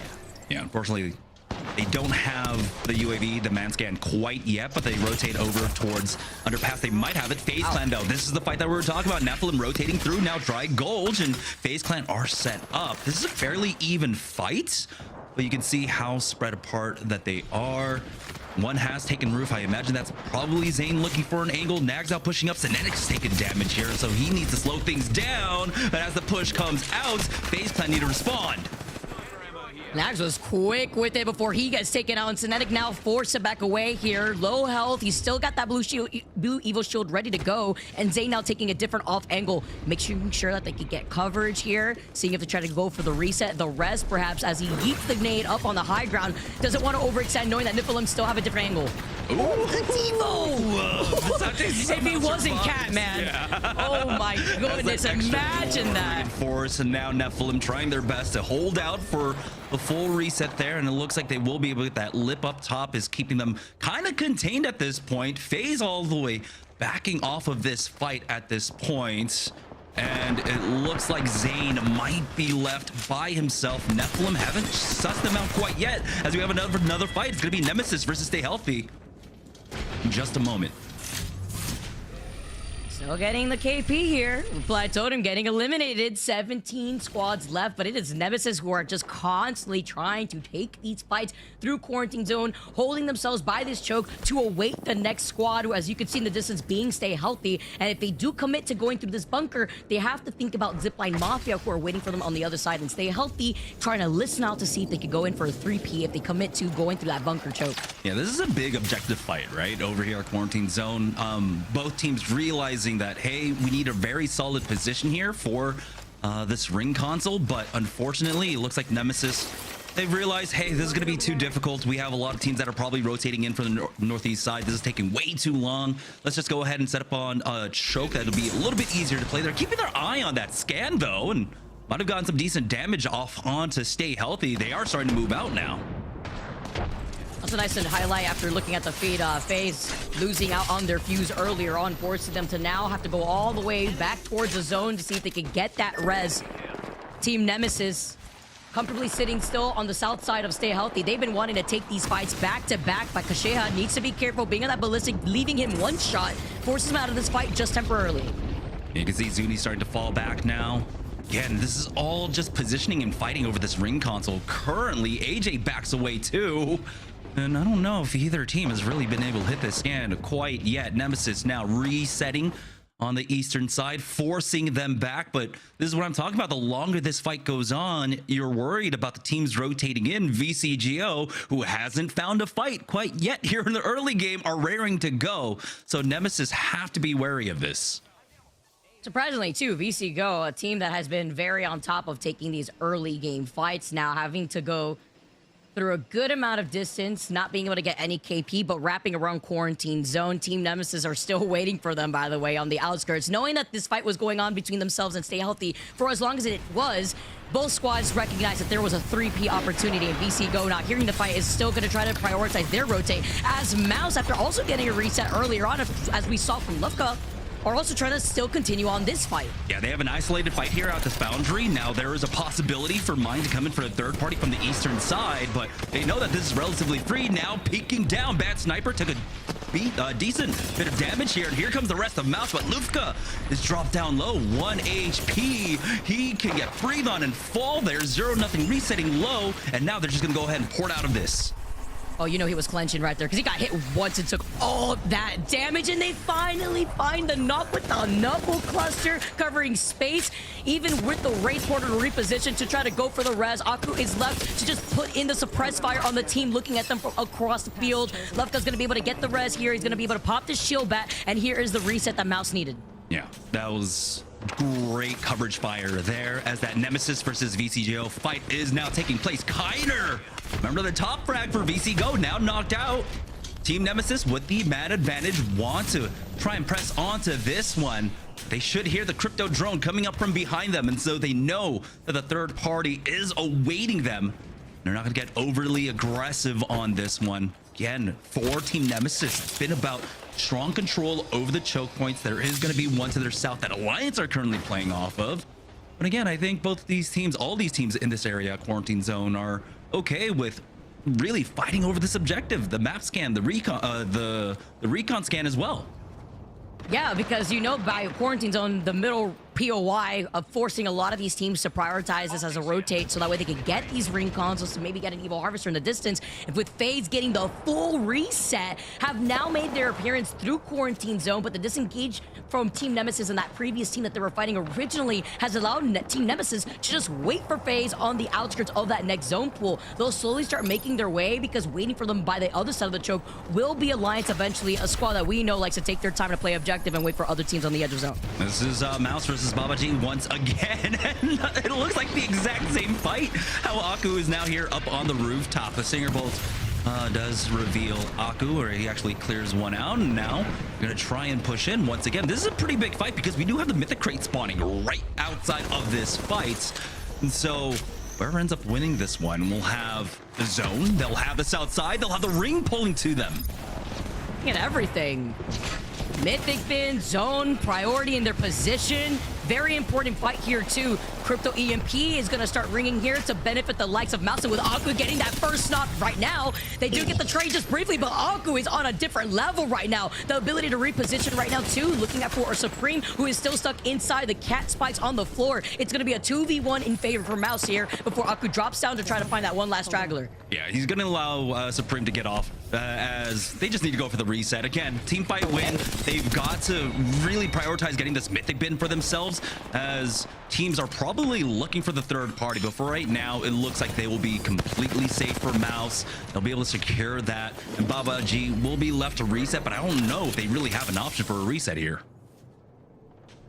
Wow, Supreme actually got away. Supreme got away, and the one Nox player too, alongside Baba G that didn't get finished, is slowly making their way next to Supreme, so that way at least a duo from Baba G could stay in this fight, while Team Nemesis are also able to bring back Remix on the spawn. Yeah, they were forced to push down at that choke that we were talking about, that Alliance were playing off of, and I think one of the Alliance members were able to get that knock, but because of how close that they were over towards that quarantine, they will be able to reset. Now for FaZe, trying to make that northern rotation, again, they were able to kind of squirt past this with the small engagement that took place here, but it doesn't look like they'll be able to safely get out.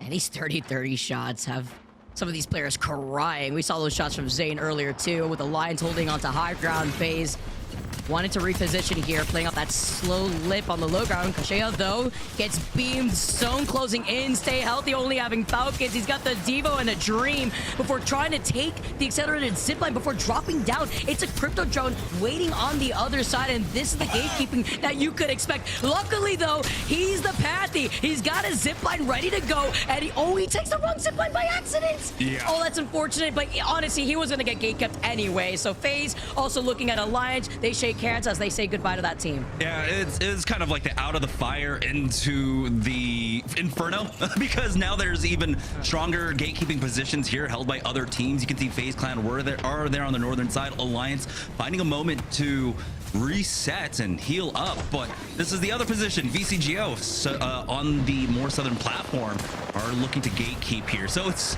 really just leapfrogging from one gatekeep choke to another, as just beyond VCGO is going to be Mind also playing to choke off that platform. So these teams have their work cut out for them.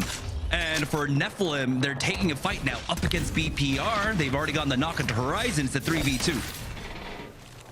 Not gonna Broken Moon, choke after choke, gatekeep after gatekeep as Nephilim desperately force their way in. Surprise, here's Leffen and the rest of Nephilim now being able to scatter around over to the left side, though. They do not like the way that the entry fragger interaction really played out here for Nephilim. They want to force their way through this. They want to try to take this fight, or do they opt in the next 30 seconds to try to take a priority position on the other side of this building to hold closer into that zone? There we go, Stinger Bolt in, and now they want to push off of that. You see Nyx backing away just in time, but Nephilim are in the chase right now. Again, it's still a 2v3, but Kyler is able to survive and get back out. Nephilim bully for now, but that's some utility utilized. Luckily for them, they will have that cat wall once the zone starts closing in, and there is the res. Horizon has been sitting on that, waiting for it for like the last 2 minutes. Patience plays off, though. Alliance now moving up, taking a good amount of damage, though losing out on Unlucky in effect, forcing Hotkeys to be invisible inside of this crypto drone, trying to see if he could manage to get away without the crypto drone getting distorted. But then he turns around, he finds an opportunity, but he gets beamed from a distance. VC go, clean them up. Nasty's got a Kraber, he finds a knock onto Foresight here too, and FaZe now move up as well after the action that we saw go down between PPR, who are still alive after that res, versus Nephilim. Oh boy, Onyx now just with Vushi. He's to get out of the zone, but it doesn't look like he's gonna make it in time. He will fall. That is Onyx and UAIM now down. We're down to our 8 squads here. FaZe Clan moved out from that northern side. They decided not to push through Alliance. That's what created that fight between VCGO and Alliance there on the eastern edge. VCGO moving deep in, Nephilim controlling that northern side right now with plenty of heights to play off of too, as Mouse looking to finish things off, I believe, against BPR.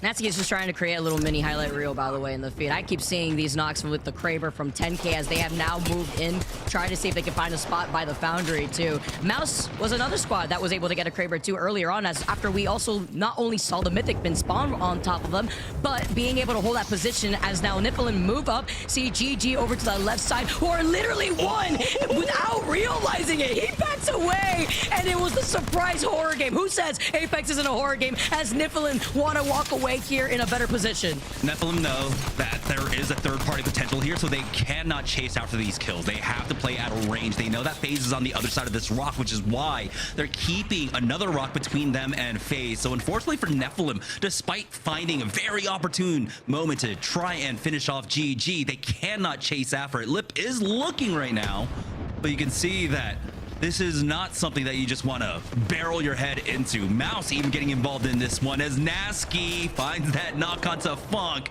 GG, this might be the end for them. Clearly Nasky just claiming head after head with these Kraber shots here too. We'll get another one. Oh, what a nade! A double knock on a nade, Nasky! Placing that perfectly. I mean, but we also saw GG. They looked like fish in a barrel the way that they were stuck on the corner right there. They were pinched. You had 10K with the Kraber. Nephilim showing up right behind the duel that was FaZe, also putting in some pressure. The Fuse Mother Load has been called in, and yeah, just looking for some safety to try to pull off the shield bat. Yeah. Nice enough of Nephilim there to at least secure those thirsts for Nasky as he's looking on with this Kraber for just a little bit more. He's got Mind on the other side of this fight. Catwall down just to get them a little bit deeper in, but Nephilim ends up getting taken out here. Again, they were just stuck in that stairwell. FaZe Clan pushing out, but Muriel turns on him, and now it's just up to Zane.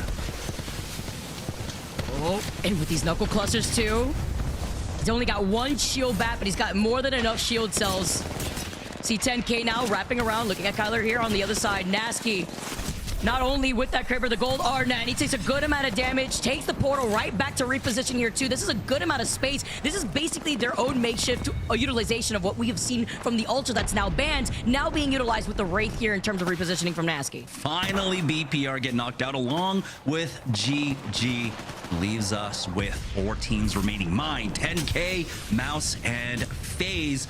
For Mind, though, they're still sitting on these blue armors, and so you know that teams have already isolated that one out. Mind's probably been tagged by 10K, so they're the ones that have the most information on that, but 10K are also in a really dire position with Mouse right on top of them. They don't want to get too overly aggressive here for 10K. They can just walk up towards the center of the zone, keep an eye on Mind, and hope that Mouse help them throughout all of this. But you can see that Mind, with that Newcastle, might be able to walk up on this. The biggest threat is going to be that FaZe clan duo who has somehow survived here into the top 4. And survived with the Ballistic and Fuse, right? They had lost out their crypto player very earlier on. The Whistler missing out on its mark. Nasky just taking a different angle here. He's got the Kraber ready to go. Can he get this next shot? Oh, the slight clip off the fence line. Misses out on that shot. He's got 3 more bullets left in that Kraber. Lining it up. This is a tense situation.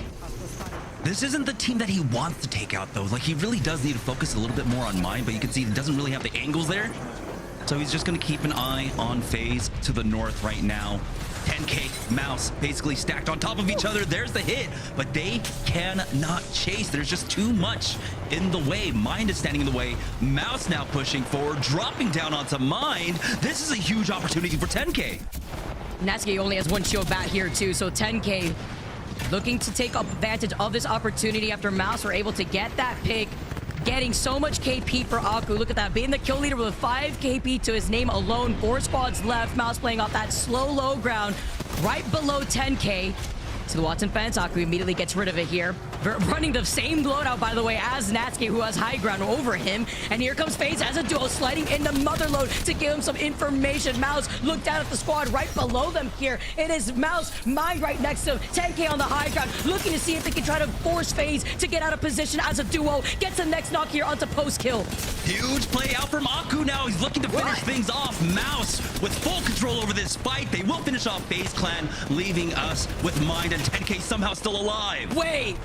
The way that they just got on top of that angle, there is no ultra, there is no way to jump up on top of there. Eventually they drop down, they can't fully reset. Aku gets big from behind, only leaving Lufka in a 1v1. These 30-30 shots, both players, the other side is Mouse. Are your champs with the clutch from Lufka. Wow, the entire lobby at that point was just so confused about how 10K took that position, and it was pretty scary. But that headshot from the 30-30 really equalizing the fight, keeping it extremely even. That was incredibly scary, but Mouse, a team that we said we had to look out for today, really keeping us on our toes along with 10K. Can we talk about the evac tower play that was attempted from 10K? They called him the evac tower. That's how they got to the high ground. They called him the evac tower. It was almost a Hail Mary performance there from 10K because Arnaski looked like he was already almost out of position. Took a lot of the brunt end of the damage before all the squads fully engage on one another to reposition up on that high ground. As we see Mouse with 13 KP to their name. They held that position. They won that fight for that mythic bin like you mentioned, Jamerson, and were also able to win game number 3. Yeah, we're seeing with so much aggression that takes place, particularly here on Broken Moon, right? On the far outer edges of the ring, that it leaves center zone basically very free. So Mouse had 2-3 opportunities to take that fight up against Babaji. That happens fairly frequently here on the south side ring zone polls when it comes to Broken Moon. They were able to isolate that out. They were able to really recognize that, and Mouse took advantage of it. If it weren't for that, I don't know if they would have had the same staying power, really, ultimately, to win out this game. But because they were able to get that extra loot off of Babaji, because they were able to get that mythic bin, that all contributed in a huge way for this win. Man, Aku alone had like 10 KP to his name, over 2.8 thousand damage in that one game alone. The Wraith push moving absolutely as we take a look at the series results.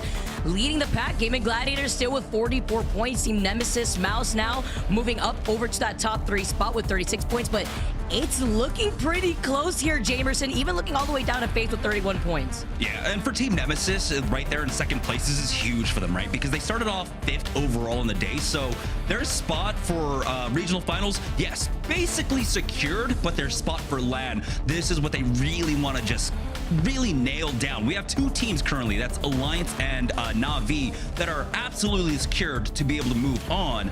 But for Nemesis, there's still a little bit of wiggle room there. Certainly is, guys. Great call on that one, and a really great show so far. 3 games down on Broken Moon. We'll be switching it up in just a bit.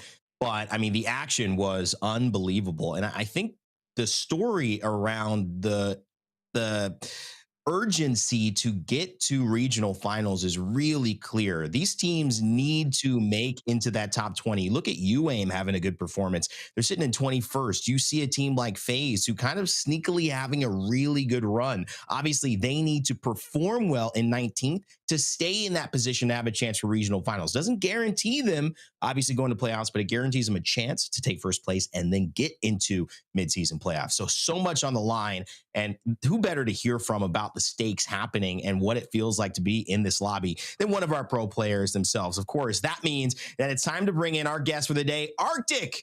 Man, looking good, ready to go, playing well. It's good to have you here, Arctic, joining us on the halftime show.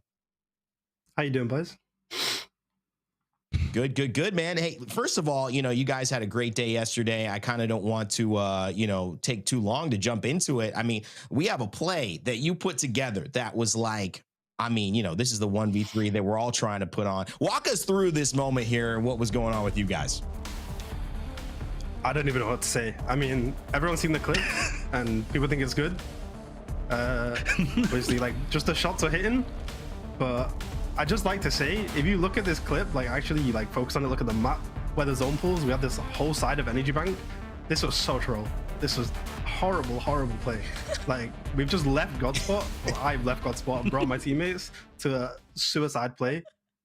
Somehow it's worked, somehow I've hit my shots, and I don't even know. I feel like Vicky's laughing because she understands what it means to just like aggro chase a kill like that for the sake of just running at people and chasing a kill. I mean, Vicky, it worked out though, right? It did, absolutely. And you were hitting your shots, like with the PK too, right? So what better way to try to at least finish a fight, that you shouldn't be taking. But if it worked out, it worked out. And it did here for you guys. And I know that for like you looking back at something like that, hey, it worked. We got KP and we were able to come right back. Yeah, I mean, it was good. We got the kills, got the win. That's all that matters, right? But it could have been a lot worse. Could have just threw the whole game for my teammates. That would have been sad, but hey, hit my shots. That's all that matters. Hey, you know what? Sometimes that's the difference between an outcome. It's not about all this strategy and this and that. It's just who hits their shots. You're certainly hitting yours.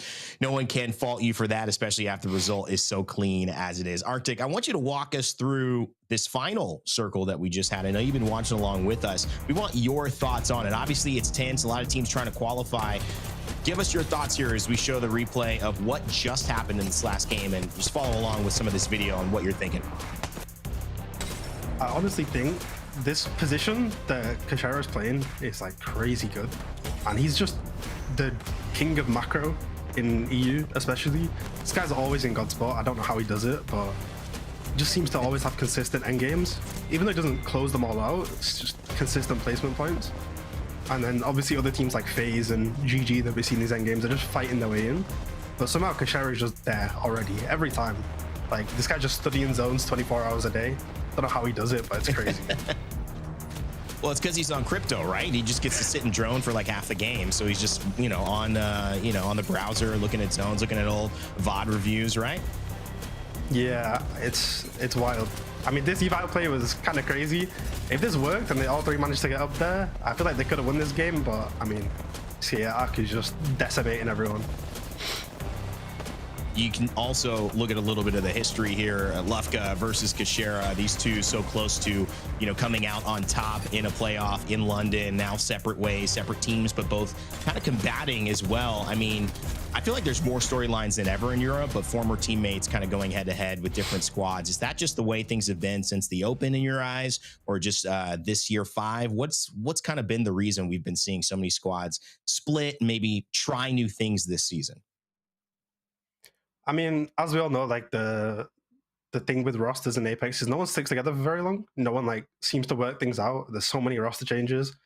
And even though Kashara and Lufka were together for a while, it was like cool to see Lufka go back to a team that was like a lesser and in the struggling stages. And he brought GG up out of nowhere to become one of the best teams in the world. And now he's playing with this mouse squad doing the same thing, like a team that's not done anything in the game for a long time. And they're looking really good. I hate to say it because they're really close to us on the leaderboard, but I don't know. I can't deny Lufka's talent.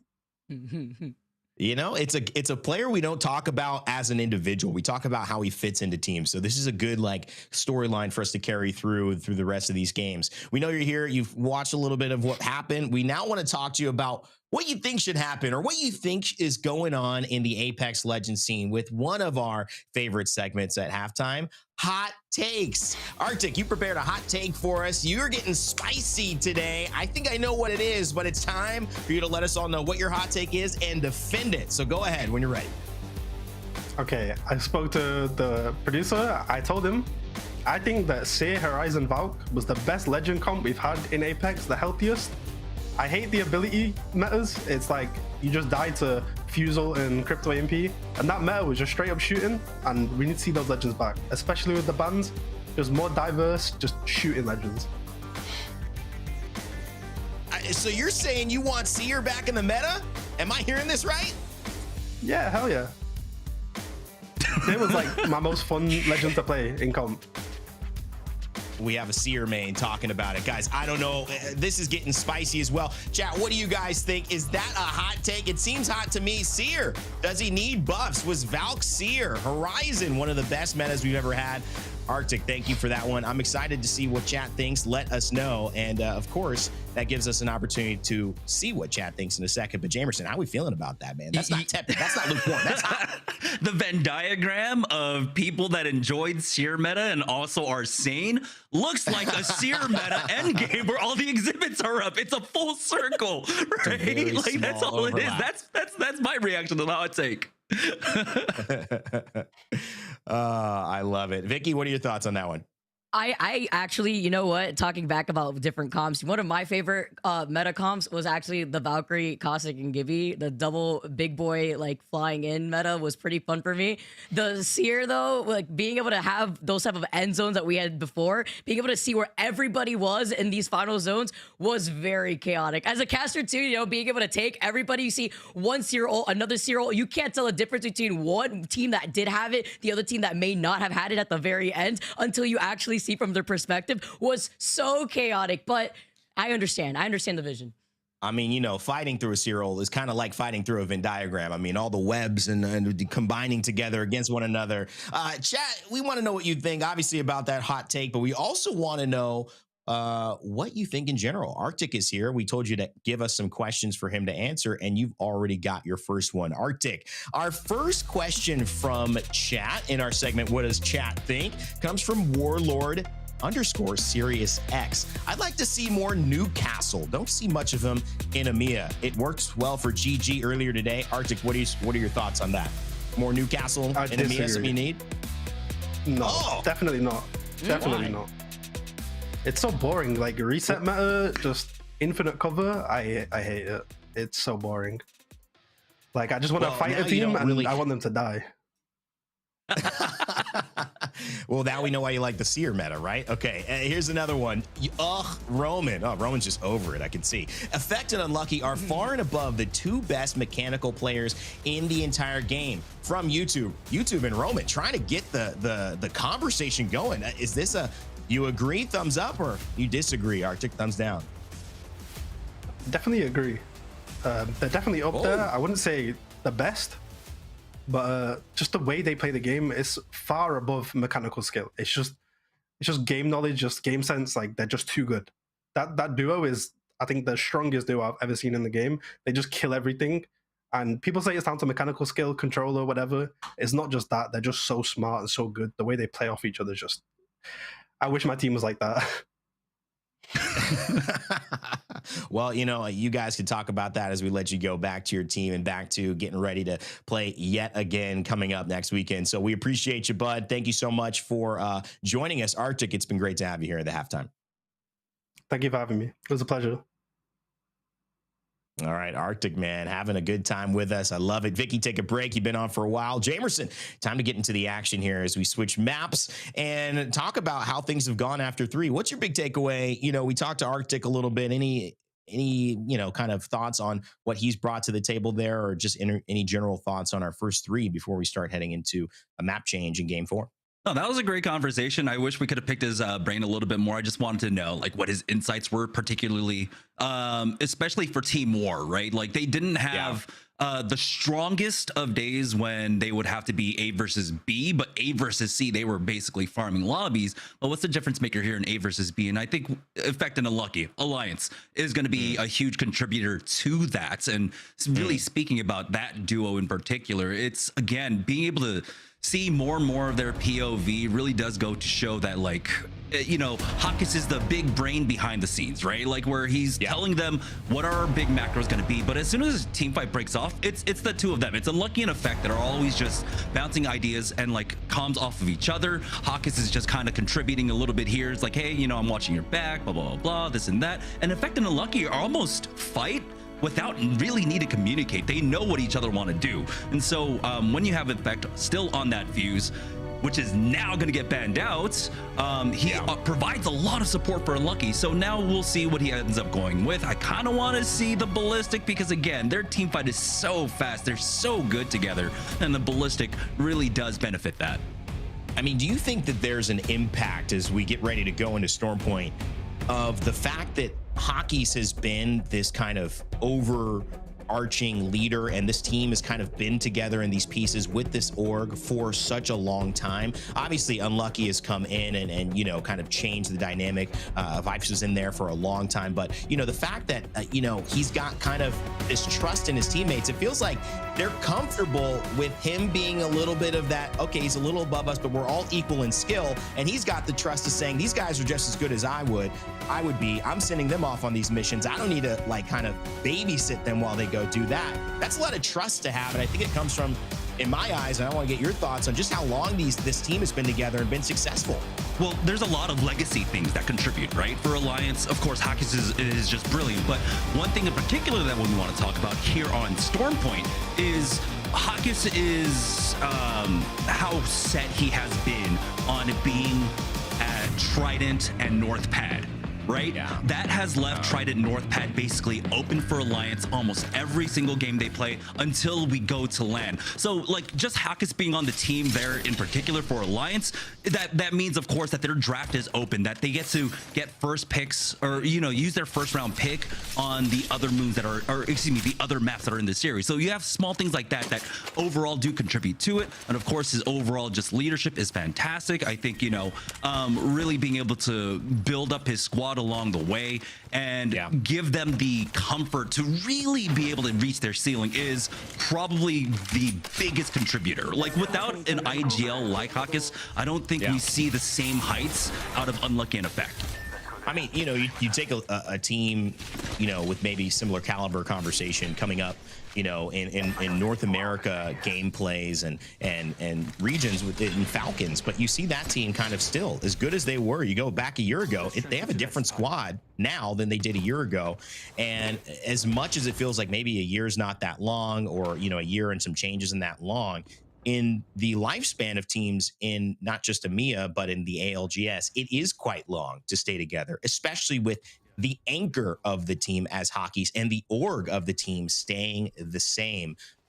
You know, Kashira bounced on tons of different orgs and, you know, still a very great leader, but, you know, some of the systems that are in place of how they work, their analysts, their, you know, their support system and the staff, those things matter. So, you know, again, maybe just a bigger point overall as we get a look at the maps for the first time of the value of kind of staying consistent in this esports space that is so difficult to do so. It's an advantage in and of itself as Alliance looking to try to go from 6 all the way to first. They're going to have to get through GG to do it. And so far, so good in terms of this zone pool, Jamerson. Yeah, going all the way up here towards Trident, towards North Pad. And, you know, Alliance is often characterized as a team that, you know, is very edge play, blah, blah, blah. And people say that. And it's like, yeah, you remember that because they have so many games where they have like, you know, a 20 kill game playing off of edge. But that's kind of what happens when you play off of edge, right? You will have those really high heights where you get 30-point games. And Alliance, to their credit, do that frequently. But they're also one of the best teams when it comes to playing zone. And so when the ring pull comes their way, today, they know how to convert off of those. Their conversion rate into top 5s when they get the zone pull is extremely high. So I feel like that's, you know, a part of their game repertoire that just really isn't talked about enough. But this should be a huge opportunity for them to be able to convert here. Now you say they are in 6th place with 30 points, but there is still a lot of room room for movement there on the top, because its 1st place is GG with 44. So it's only a 14-point spread there. Already a little bit of action out the gate here from Babaji.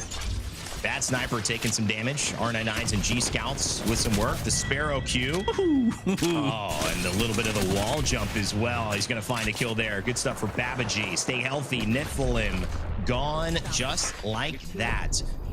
Only about a minute in this lobby so far, and 2 teams already out. It has started very, very quickly. Yeah, VCGO are trying to find an angle onto this shuttle right now, but Reply Totem will have that easy reset for themselves. And also the nice thing is that they've got all that loot. They've got 3 loot boxes to play off of, and so rotating very early on for Reply Totem won't get punished. They'll have economy transitioning into the late game. Right now for Alliance, though, they're starting to back away towards that northwest side.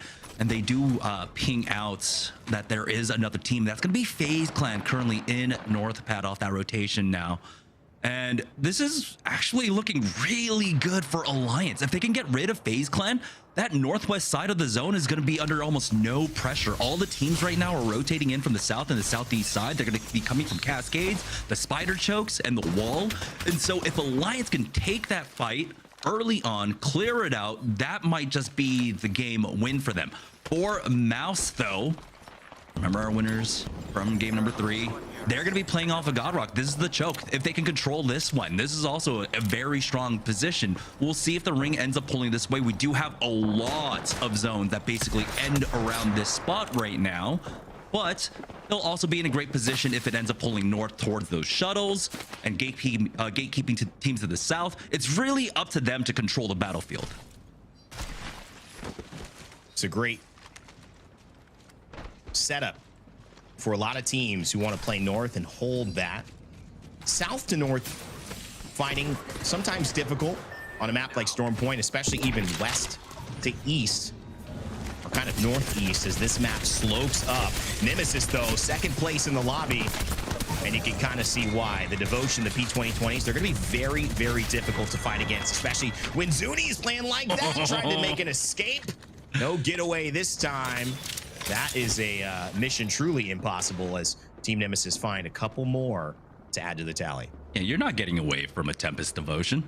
You know, you talked about this in your video, right? You're just not getting away from that, right? Unlimited ammo doesn't matter if you've even got the Trident to try and get out of there. Team Nemesis are on another one right now. They have definitely impressed me today. They've been a team that's been pretty quietly successful throughout the split, but today they're really being highlighted, I would think, extremely well by our observers and our in-game director. We've caught so much more of their action today, and we're seeing why they have been successful throughout this split. You can see up north here, Gaimin Gladiators trying to make their way through the wall. They've got to fight against Babaji, and that will be important for them if they're going to secure themselves. Nobody to their back and nobody to their front. Zipline Mafia obviously will kind of bet that maybe the zone pulls their way, but no, it pulls even more north. So Alliance still in a great spot. So is VCGO and FaZe Clan, who have yet to kind of take on the beast. They know Alliance is there, Jamerson. Don't really want to push this, but the longer that they wait, the more there could be a little bit of a push from Zero Tenacity, trying to say, let's get ahead of this choke before we have to know, you know, we're going to move in so we don't get gate kept out of it. Aurora still behind, and so is Nemesis as well. Making their way from the south, but taking their sweet time as ring 2 is yet to close. Yeah, this is one of those rings where it does pretty much indicate it's going to go center of that zone. There's a chance that it can pull up north towards those shuttles. But again, if you're Mouse, if you're 10K, Onyx, any of those teams that are in the buildings, they're at Trident, you're in a fairly decent spot. For GG, rotating around on the zones on here on the Trident, they do have Zipline Mafia just ahead of them, but and they don't have to take this fight. They can try and play choke over here at the wall. And so that's exactly what they'll do. Speaking more about the overall macro decisions coming out from a lot of our teams, yeah, we are starting to slowly see that pileup of teams that will be happening at that southeast side for Aurora. We're on Storm Point, and we are no strangers to Aurora rotating in the ring like this. Aurora feel a little bit more comfortable getting a tap or two from the zone, a love tap. They'll figure out. Kazakh, kind of one of the only iteration of the previous iteration of Aurora members left, and Manticora, Kirichanga, trying to do their best. 5 points get you into 15th place in this lobby, which kind of goes to show after 3, very, very top heavy. We've seen a lot of high performing teams soaking up those points. The middle of the pack still relatively high performing, but on that low end, SJP2, a team that has, you know, kind of been known for getting more kill points. 69% of their kills overall come from kill points. A very slow start. If that team can pick it up, they're making the similar track to Aurora. That will change the game, and it'll probably put them up into a top 10 conversation, maybe even a little more.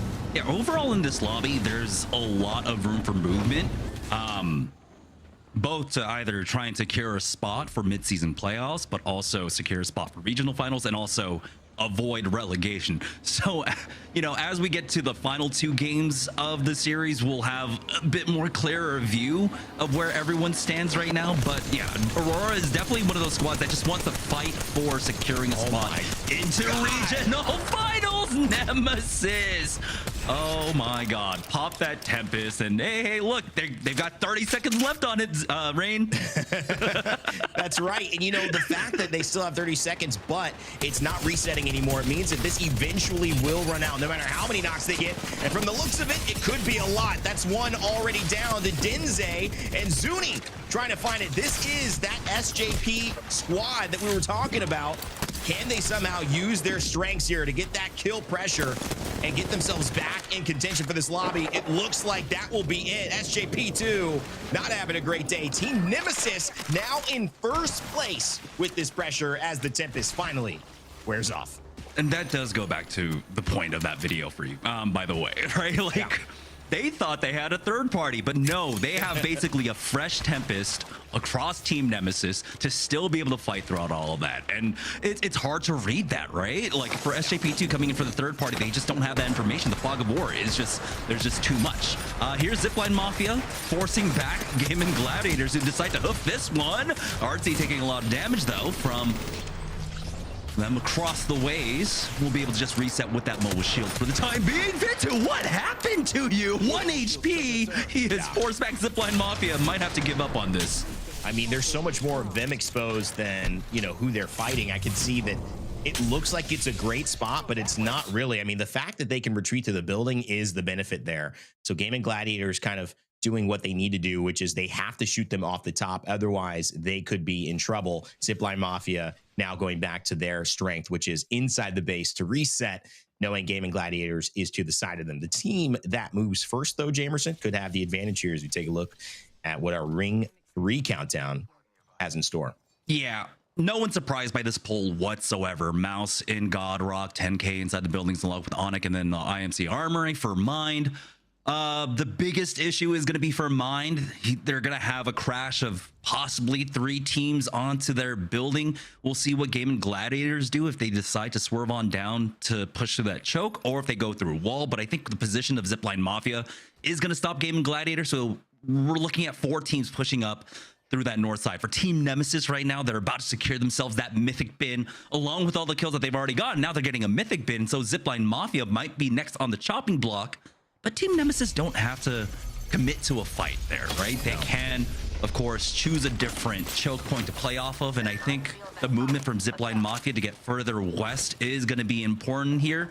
Now they're leaving themselves out of the possibility of getting sandwiched. But right now, Team Nemesis are actually moving straight towards the choke that Zipline Mafia just moved to.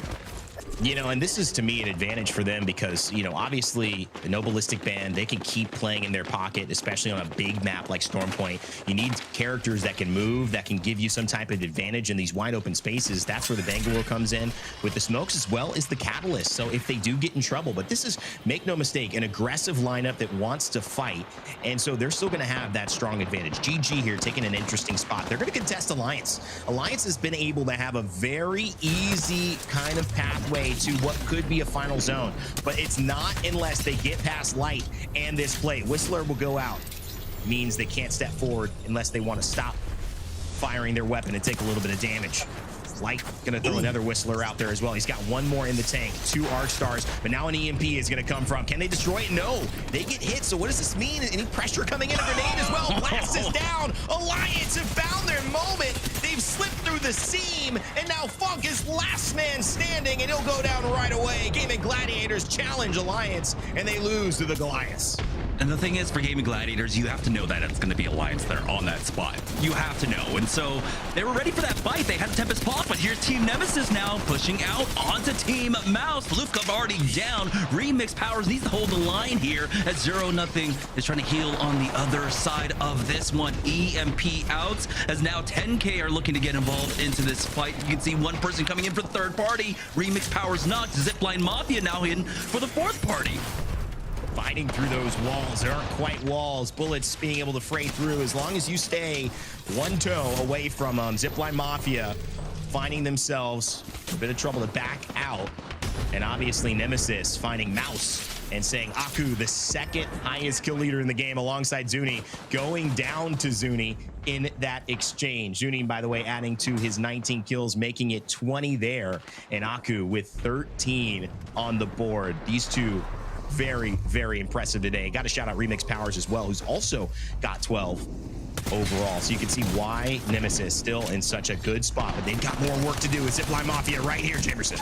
Oh, they're trying to push forward, but Kaixia is going to be the first one falling. Zuni goes down next. It's all up to Remix Powers on this catalyst. Now the zone's going to close in behind them. Zipline Mafia, we're ready for that one. Now Remix Powers might have an opportunity as the third party is coming in from 10K from behind, but it does look like they'll just go ahead and back away. Zipline Mafia looking to finish things off. WeQ pops in, and they'll finish off Team Nemesis. Zipline Mafia being able to move into this choke first really did pay off for them. Timing on that was huge. They had to push that. They knew it. Otherwise, they were going to get third-partied as well. They had the advantage, and they committed to the fight. They got one down, but not out for the count. Alliance here, another challenger shall appear. And this time, Reply Totem has a pretty good answer. Oh, service effects. 30 health, no problem. Give me a shoulder peek, and I got it. Alliance unlucky. He traded out his battery. Shield swapped, and Andy Jax now is in trouble. Somehow Alliance doesn't. You can say they're just unlucky, but I think it's more than that. As Unlucky finds the kill, and Alliance stays alive, but it could spell the end to his teammates, and in fact, it's going to spell the end to Alliance. Oh, that was looking so good for Alliance, but you can see 10K have been constantly on the prowl for these third parties, and I love being able to see Nasky back on that Wraith to do what he initially did at the beginning of his competitive career. For Zipline Mafia, though, having cleared out that entire side of the choke, that was the winning spot for Mouse. Zipline Mafia, with the help of Nemesis, cleared the path for this victory. Now Zipline Mafia trying to force out Babaji from behind that cover. You can see that Mind are also getting involved in this one as they're looking for a way out of this destroyed armory. But Big2 now looking for that peak. He's got WeQ also to back him up, and Babaji on their last ropes. Good shots here from Fight 2. You would think the head member of Zipline Mafia, since he's the only character that can place a zipline down. 10K looking great. They're on their way. They take down Alliance. Can they use this opportunity to win the game? Let's go ahead and have a listen in to 10K as they go into our top 6. It's a party. Just lock in on the front. We cannot play in this doorway. This doorway is dangerous. We're gonna cut the wall and shit. And we need to hold both teams. We can't focus, like, tunnel vision, okay? They're chipping, let them TP. Let them TP. Yeah, fuck it. Focus on the other team. You have to focus on ballistic team, right side. You have EMP? I do. Okay. Shoot them on the cross. Yeah. It's fine. Look at the right team. Look at the left team. Ignore that team. I'd say if you look to They this cut the wall as well. They are here. Still. Turn around if I call. Don't turn around. Kill that team. Post Gen outside if you can. I can. Gen outside if you can. We got TP. I queued. They're gonna push us now. They're fully open though. They're pushing us. One is low. Last one. I'm coming to crash. He's 1 HP. He's 1 HP. They cut outside. He's 1 HP. Yeah. I'm gonna go to the wall. He needs to come to us. Dead. Nas on us. Yeah. Top 3. That's your team sliding. I'm gonna have you beat, Gnas. Chill on me. Just AFK. Full AFK. I queued. Just full AFK. That's your teams. I'm gonna team. I'm gonna pop the... Gen if you need it. Gen if it's needed. Don't blame Just in case we got naded. I'm fully healing. The duo. There's a Newcastle team here. I think we play for second. Cash. I think we have to play for second. It's a solo here. They die. I'm gonna EMP this team. Get space. Okay. I'm TPing. Get space. I'm getting space to Gnas on top of the rock. We need to queue out. I queued. That's one on top of the rock. Yeah, he's just ulting us. Just keep going around. They can't. Fuck. The fucking... I don't have another one on that guy. I'm gonna go around. I'm gonna try to kill that guy. Oh, fuck. I tried to climb out to the top. Good shit. And Zipline Mafia take the win on that one. It was a really admirable try there from 10K, but it was nice to kind of take a listen, Jamerson, to how the conversation was going on. Really not a lot of Nasky engaging at all, except to kind of call what he's doing or call a couple of options. Kashira, firm control of that team and a great position to get them into a winning spot, just couldn't close it out. No, that's the thing, right? When you have like a team full of IGLs, right?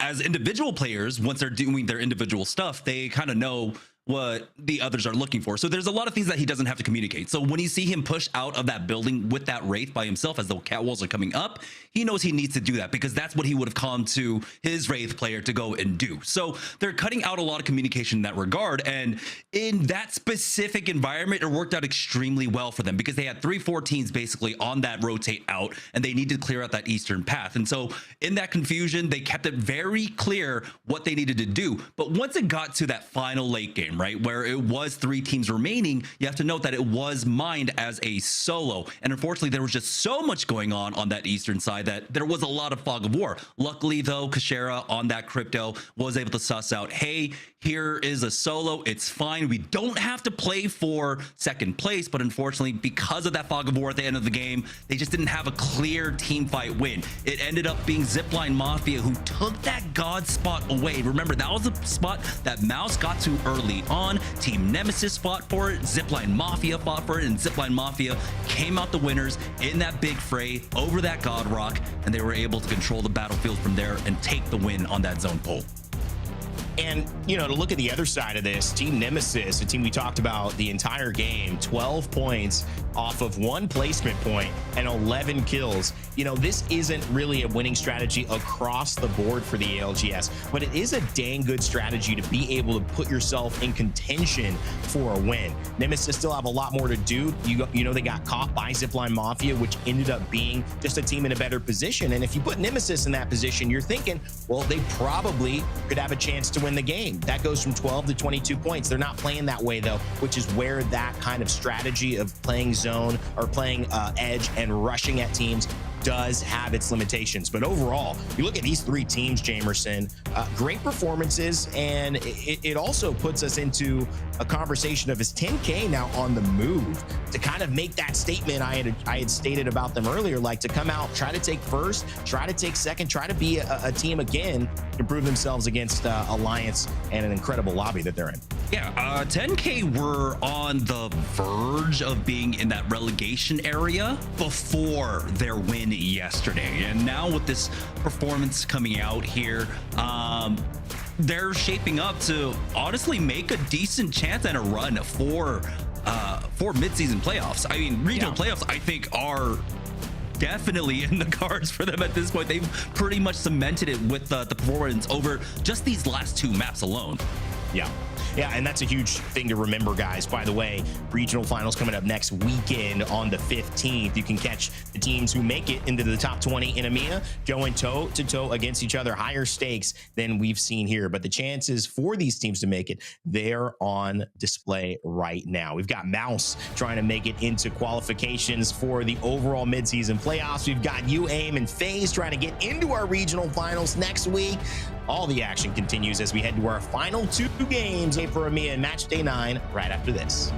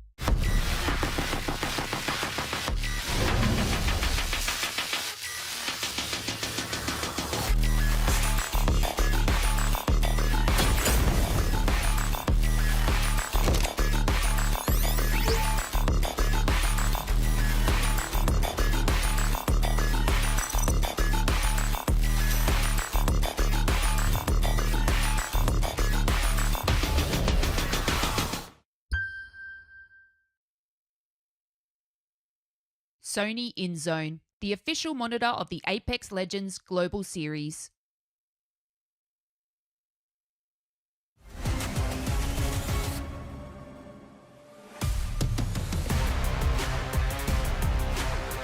Coming off on top of my beautiful look of the Sony end zone, by the way. Big fan. That monitor looks sick, but also a sick dub coming in from Zipline Mafia, taking the dub with 10KP to their name. Another team that absolutely needs to perform out here, but not even just that too. Thinking about their pathing. Coming out of Barometer, being able to still get ahead. 10K coming out of Pylon POI pathing. Also being able to highlight what went down within these final moments here for that last game, Jamerson. Yeah, there were a lot of contributing factors for that. One of them would definitely have to be Nemesis, keeping that side of the map actually pretty clear with these team wipes, right? Because not only do they take out this squad, Aurora, they end up taking out SJP2 right afterwards. So that's 2 teams less that they have to deal with on that rotate out from that zone. So a lot of the path was cleared in that regard. But we definitely noted that there was going to be a pretty big pileup here on the northwest side. Alliance tried their best. They got a lot of points off of this, a lot of team frags, but unfortunately, that last third party from 10K was just too much. There was a lot to think about with all the squads funneling out from that specific direction to where the zone pool was, before Minds only having their Newcastle up alive here too, fighting for their life, playing off that low ground, off that Newcastle wall. But we jumped into a listen with 10K, and you and Rain Day brought up something really important. The comms have been flowing for this team. It's been very interesting to see Natsuki take basically that passive IGL, with Kashira being the main IGLer for this squad, and then following up with one another. But obviously, seeing the way that Mafia had the positioning, WeQ being on top of Pride Rock, allowed them to have the positional advantage. Yeah, if it was an even 3v3, 3v3, right, like they kind of thought that it was going to be, then yeah, it could have definitely been a nice play for them to pick up some extra KP and play for second. But if they had known off the bat that it was a third, like it was just a rat there for that third team, they could have made that decision so much faster, right? You saw the setup that they were doing, similar to what we had on that last map on Broken Moon, where they tried to go with the evac play. And it honestly would have worked out for them if that evac tower possibly came out like 2 seconds earlier for them to utilize to try and take that height. But you saw that the decision came way too late, that it was all set up for Zipline Mafia. They had full control over it with Godrock there. And so, yeah, Zipline Mafia did a fantastic job of basically executing on the game plan that when you have that position on Godrock for that ring pull that you want to finish off. SJP2 looking for an early fight here up against BPR. Always trying to take these early fights, thinking about SJP2 already dropping down together in a 2v1 situation. And luckily here now as Denze grapples right on top of height, rocking with the L-Star and a Devo double. Energy lacking ammo because they immediately just looted the first box and came immediately trying to take this fight. Horizon's literally one shot, double P20s in Karini's hand. He's going to be able to get that first knock initially, and it's going to completely force BPR to back away here, always chasing down behind BPR and taking in these early engagements in Devastated Coast. But Denze gets taken out the moment he tries to grapple in, but the nice insurance follow-up from C7 is going to be able to get that res, going to be able to get that finishing blow, and BPR still alive as a solo is going to be able to try to get away and maybe get the res. A little bit scary there for SJP2, even though they had the drop on. I believe it was Horizon that might have been first in line. Somehow he stayed alive for a really long time. BPR, though, do survive. We have another ring pull up to the north, but this time around, there's going to be a lot more variance as it's going over to Cascade Falls. So a lot of different rings that kind of necessitate different power points for how this ring can pull.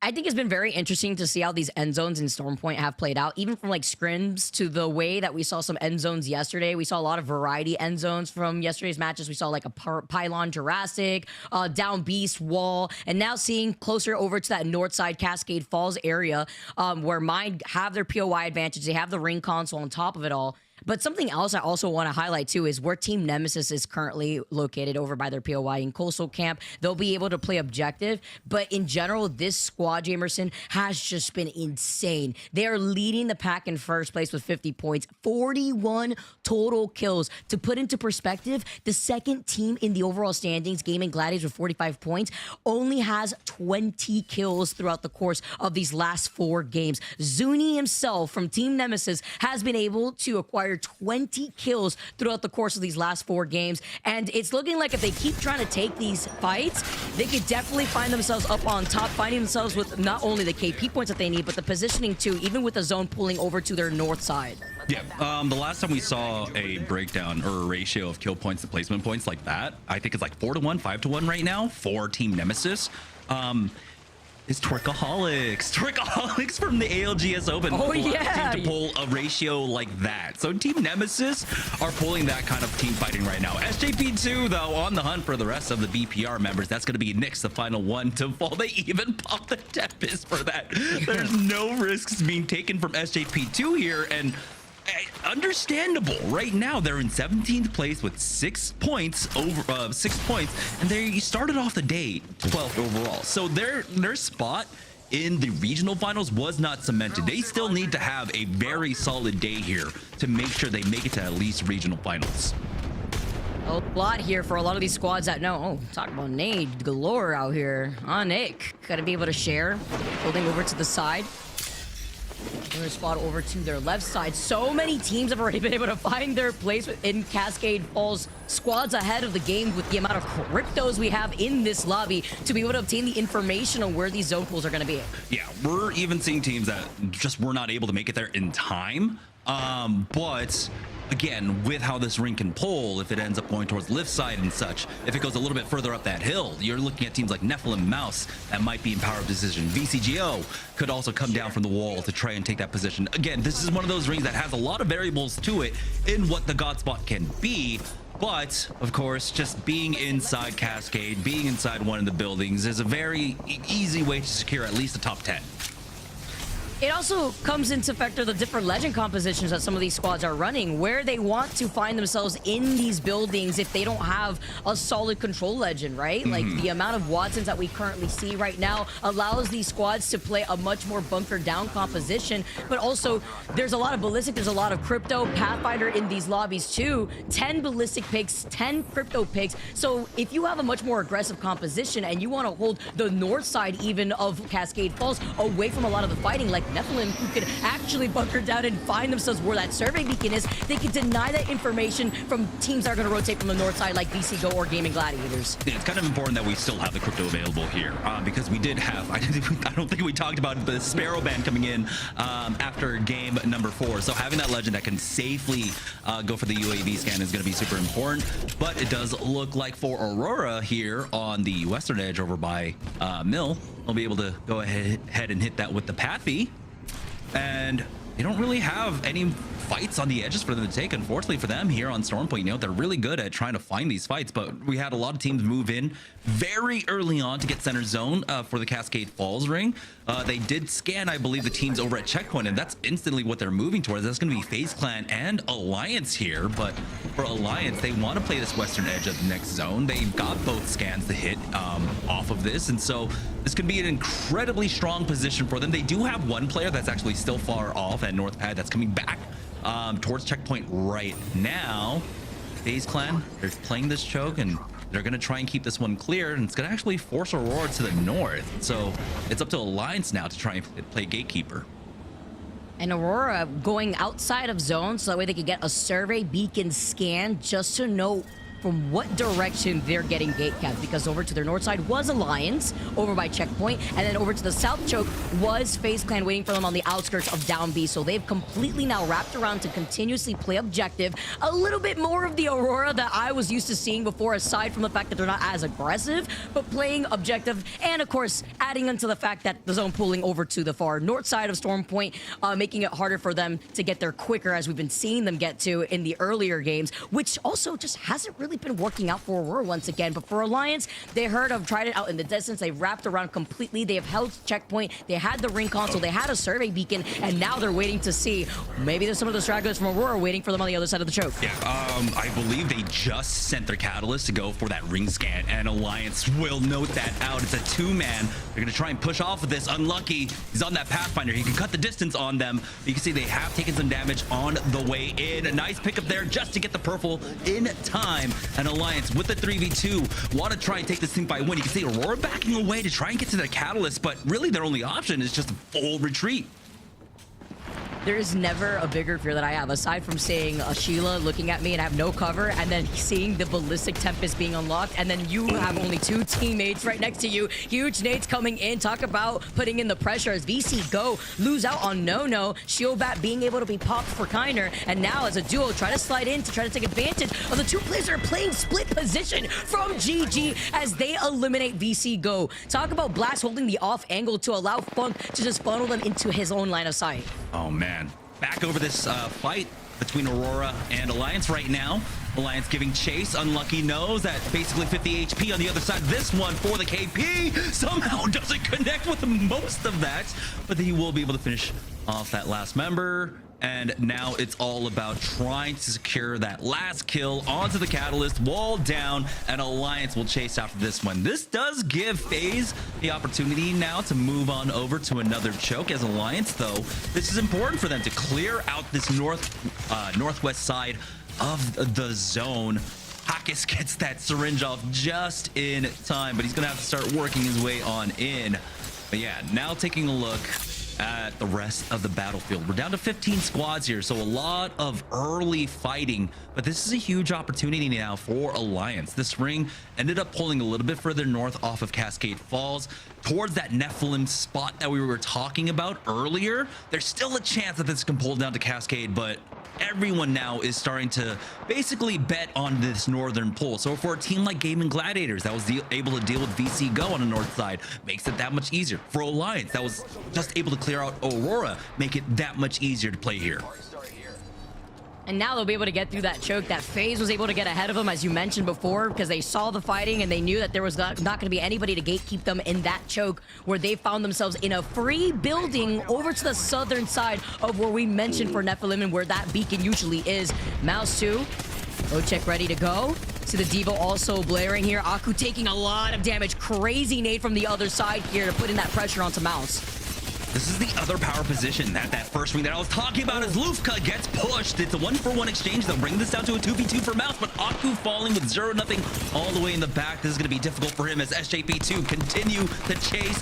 Mouse are about to get knocked out, but the bloom for the P20 gave him a moment for pause. SJP2 will be able to secure that, and this is another power position that Mouse had to try and finish out this game that they're not able to convert off of. SJP2 take the aggression to them, and now they have a very strong spot to try and close out the game for.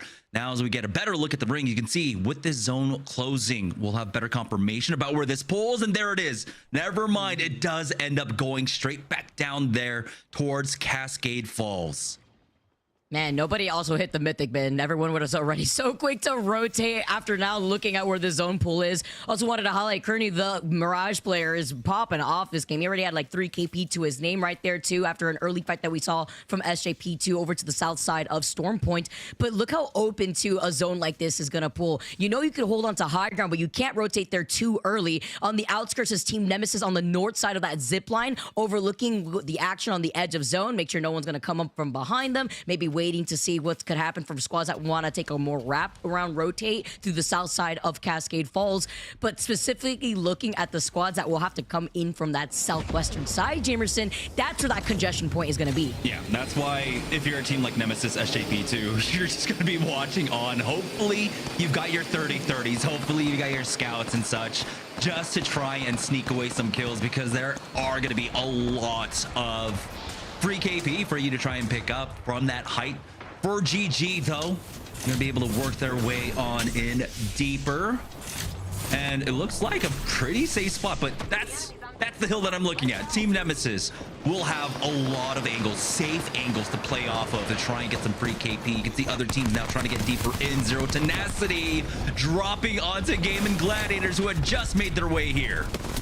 And meanwhile, Gaimin Gladiators literally fighting for their life off that low ground from Team Nemesis, who are now diverting their attention to the action that we see here. But this is why having a Catalyst in a position like this is so strong, and Gaimin Gladiators didn't even need to expend their own wall. So they'll still have it in their pockets for any other engaging squads while they hold the low ground from the bridge. The Team Nemesis, unfortunately, were a little bit preoccupied about making sure that their back was cleared throughout all of this. You can see that a lot of these kills that Gaimin Gladiators ended up getting in that fight for Z10 could have easily been stolen away. Now, here's Zipline Mafia working their way up. It's Reply Totem inside of the building. Zone's closing in behind them. They might just be able to run past with this energized zip, but it looks like they got a little bit caught up there. Getting in now, and they're going straight into Alliance Effect. All charged up. Takes out 2. Oh, it takes out 1. That's just weak Q, actually. Yeah, and finish him immediately right afterwards too, right? From zipline to zipline, it looked like the jungle gym there, but then they committed to the zipline before they were getting shot from the side. Unlucky after getting that knock originally. Nice art star placement, finding Fito. He's trying to get into a different angle, with Effect also popping a shield bat. So taking their time here with the Newcastle global barrier right at their pocket. Another team shooting at them from the high ground here as Alliance move in. They still continue trying to finish off what is left of this team right in front of them, but it's so difficult with other spots looking at them too. Yeah, unfortunately no Tempest here for Unlucky. Hopefully they'll have some energy for him, because he's running extremely low and only has the 30-30 as a backup. But I don't think he destroyed those Newcastle walls, so he might be able to pop in there to try and pick that one up. FaZe Clan really don't want to focus too heavily on this one, because they have Nephilim to their back. So this should be an opportunity for Alliance to now fully get relooted off of this. This is huge for them. You can see now Effect also holding that south side. Their next rotation is going to be in the way of Reply Totem. Stay healthy. 10K all ahead of them here. But if Alliance can actually turn the screws onto FaZe Clan and Nephilim on the northern side, they might be able to actually just play out that north zone. We'll see though. Reply Totem decide to just go deeper into Cascade Falls and hope for a space inside one of these buildings. And getting any loot that they may need here. Maybe a laser sight on those double P20s. They're not the only ones here neighboring these buildings, right? 10K, stay healthy, UAIM, Baba G. As we take a look at the fight that was happening over in that northern lot that you were mentioning. FaZe versus Nephilim now as they fully engage. Alliance wondering, is this the opportunity? They have Hawkies being on that crypto, getting information on that drone. So FaZe needs to clean this up fast before they lost it on Zayn. Nax gets the crack. Beautiful shots with the R9 after activating the Tempest from their own ballistic before Zayn went down originally. And now here comes the slide here from SJP2. Another third-party timing from SJP2. They come in, FaZe get eliminated, and Nephilim trying to run for their life. Oh, happening a little bit too quickly for them here. Xian's now on the rooftop, gets the knock onto one. And now SJP2, they might be able to finish this one off. There we go. Nephilim has been taken out. They end up securing that banner at the very least. Didn't see a mobile respawn beacon there, but now they've cleared out that northern side as they rotate in. Team Nemesis keeping that northeast side clear though. And that's basically what SJP2 allowed them to do. Alliance, though, on this rotate in, they decide to commit into all of these buildings and get taken out. Baba G will be the next to fall. We're now down to 9 squads remaining here as that zone ends up pulling very centralized, keeping Mind in this. 10K, though, with Stay Healthy above them have to deal with that UAIM right outside, along with the reply totem. And SJP2, by the way, did have a Moby. They had a Mirage, so once they got that banner, they popped it in immediately, and Team Nemesis are looking at them from the north side, seeing if they can maybe get a reset. That's going to be difficult, maybe with an isolated fight between Team Nemesis, who are over to the east side. Yep, they could not pull it off. Team Nemesis with those 30-30 did just enough damage to take out SJP2 from this lobby. 8 squads now left. Nemesis is almost getting gifted a free win here with SJP2 not taking that fight up against them on heights. SJP2, remember, were the team that ended up taking out Mouse that were playing off of rocks just north of Team Nemesis, but taking that third-party fight really ended up working out against them, losing out on one, forcing them into that position to go for that mobile respawn beacon, really highlighting their position, made it that much easier for Team Nemesis. But there's still 2 teams in very strong spots here. Gaimin Gladiators, who we saw take that evac tower to get underneath the bridge. Team Nemesis now playing from height above them. Team 10K are just playing for kill points here, as it looks like they were trying to find a way to get into Mind's building, but I don't want to risk it right now. There are just too many teams still alive in this area.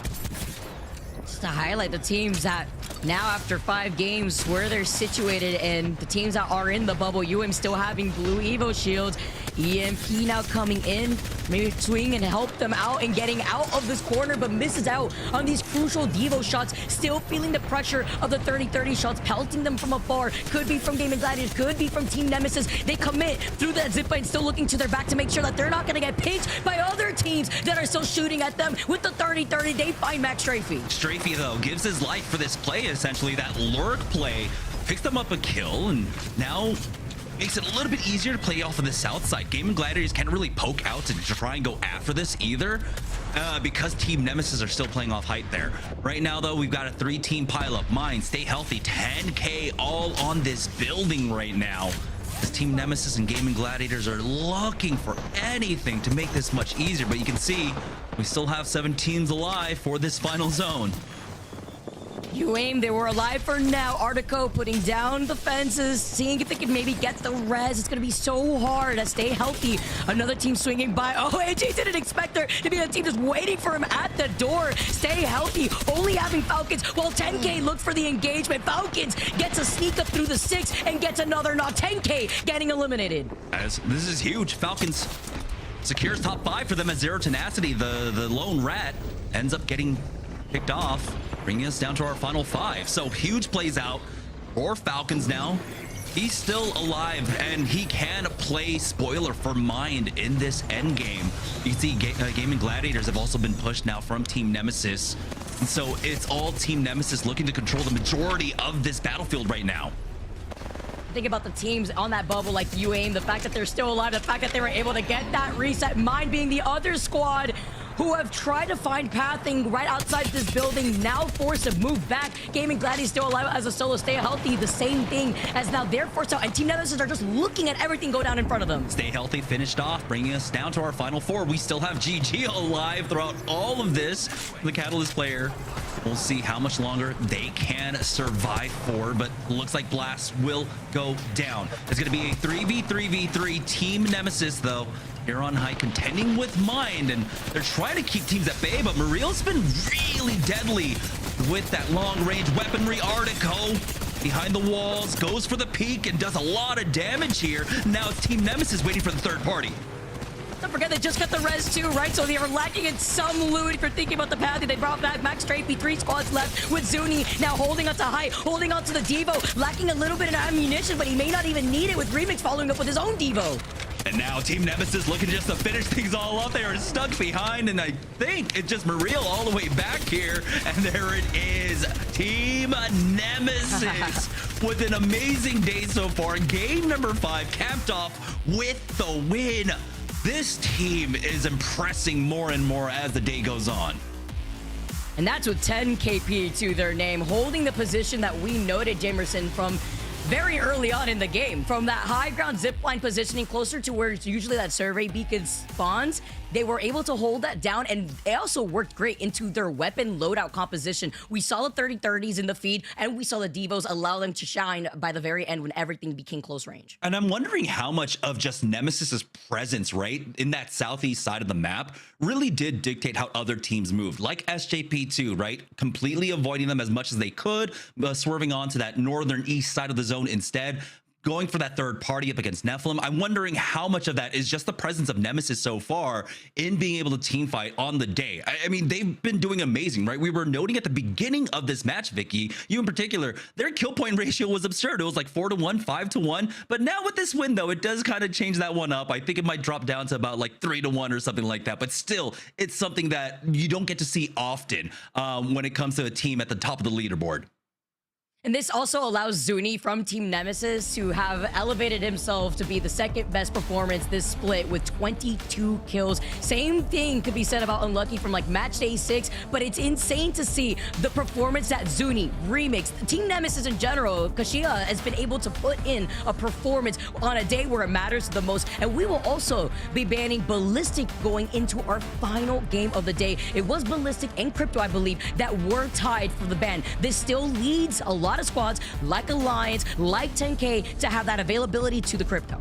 Yeah, and I think having that Crypto is going to be very important, like you said, for Alliance, because they still have very pivotal pickups, right, for themselves. Having the Crypto, having the Pathfinder, that's still a composition that they definitely like to run. It's just about now who's going to be the third. I think it's probably gonna be Bangalore. We're seeing a pretty big pickup in Bangalore, and we started seeing that after the Ash and Ultra bans in game 1 and game 2. But again, Fuse and Sparrow and Ballistic also strong. Bangalore is just kind of like a little bit more of a comfort pick for a lot of teams when we get to the depths of what's left.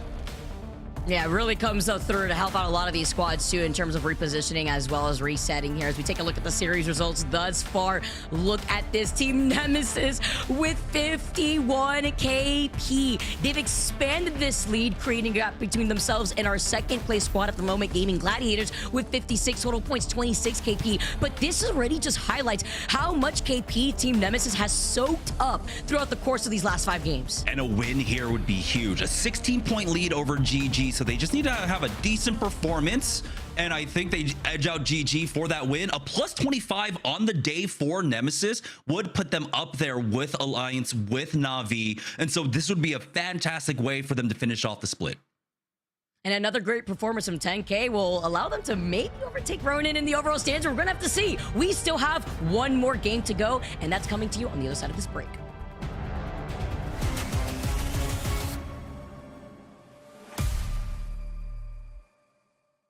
GHS ブーム残り2人15キルしてますか今 GHS ブーム恐ろしい記録ですとんでもないですね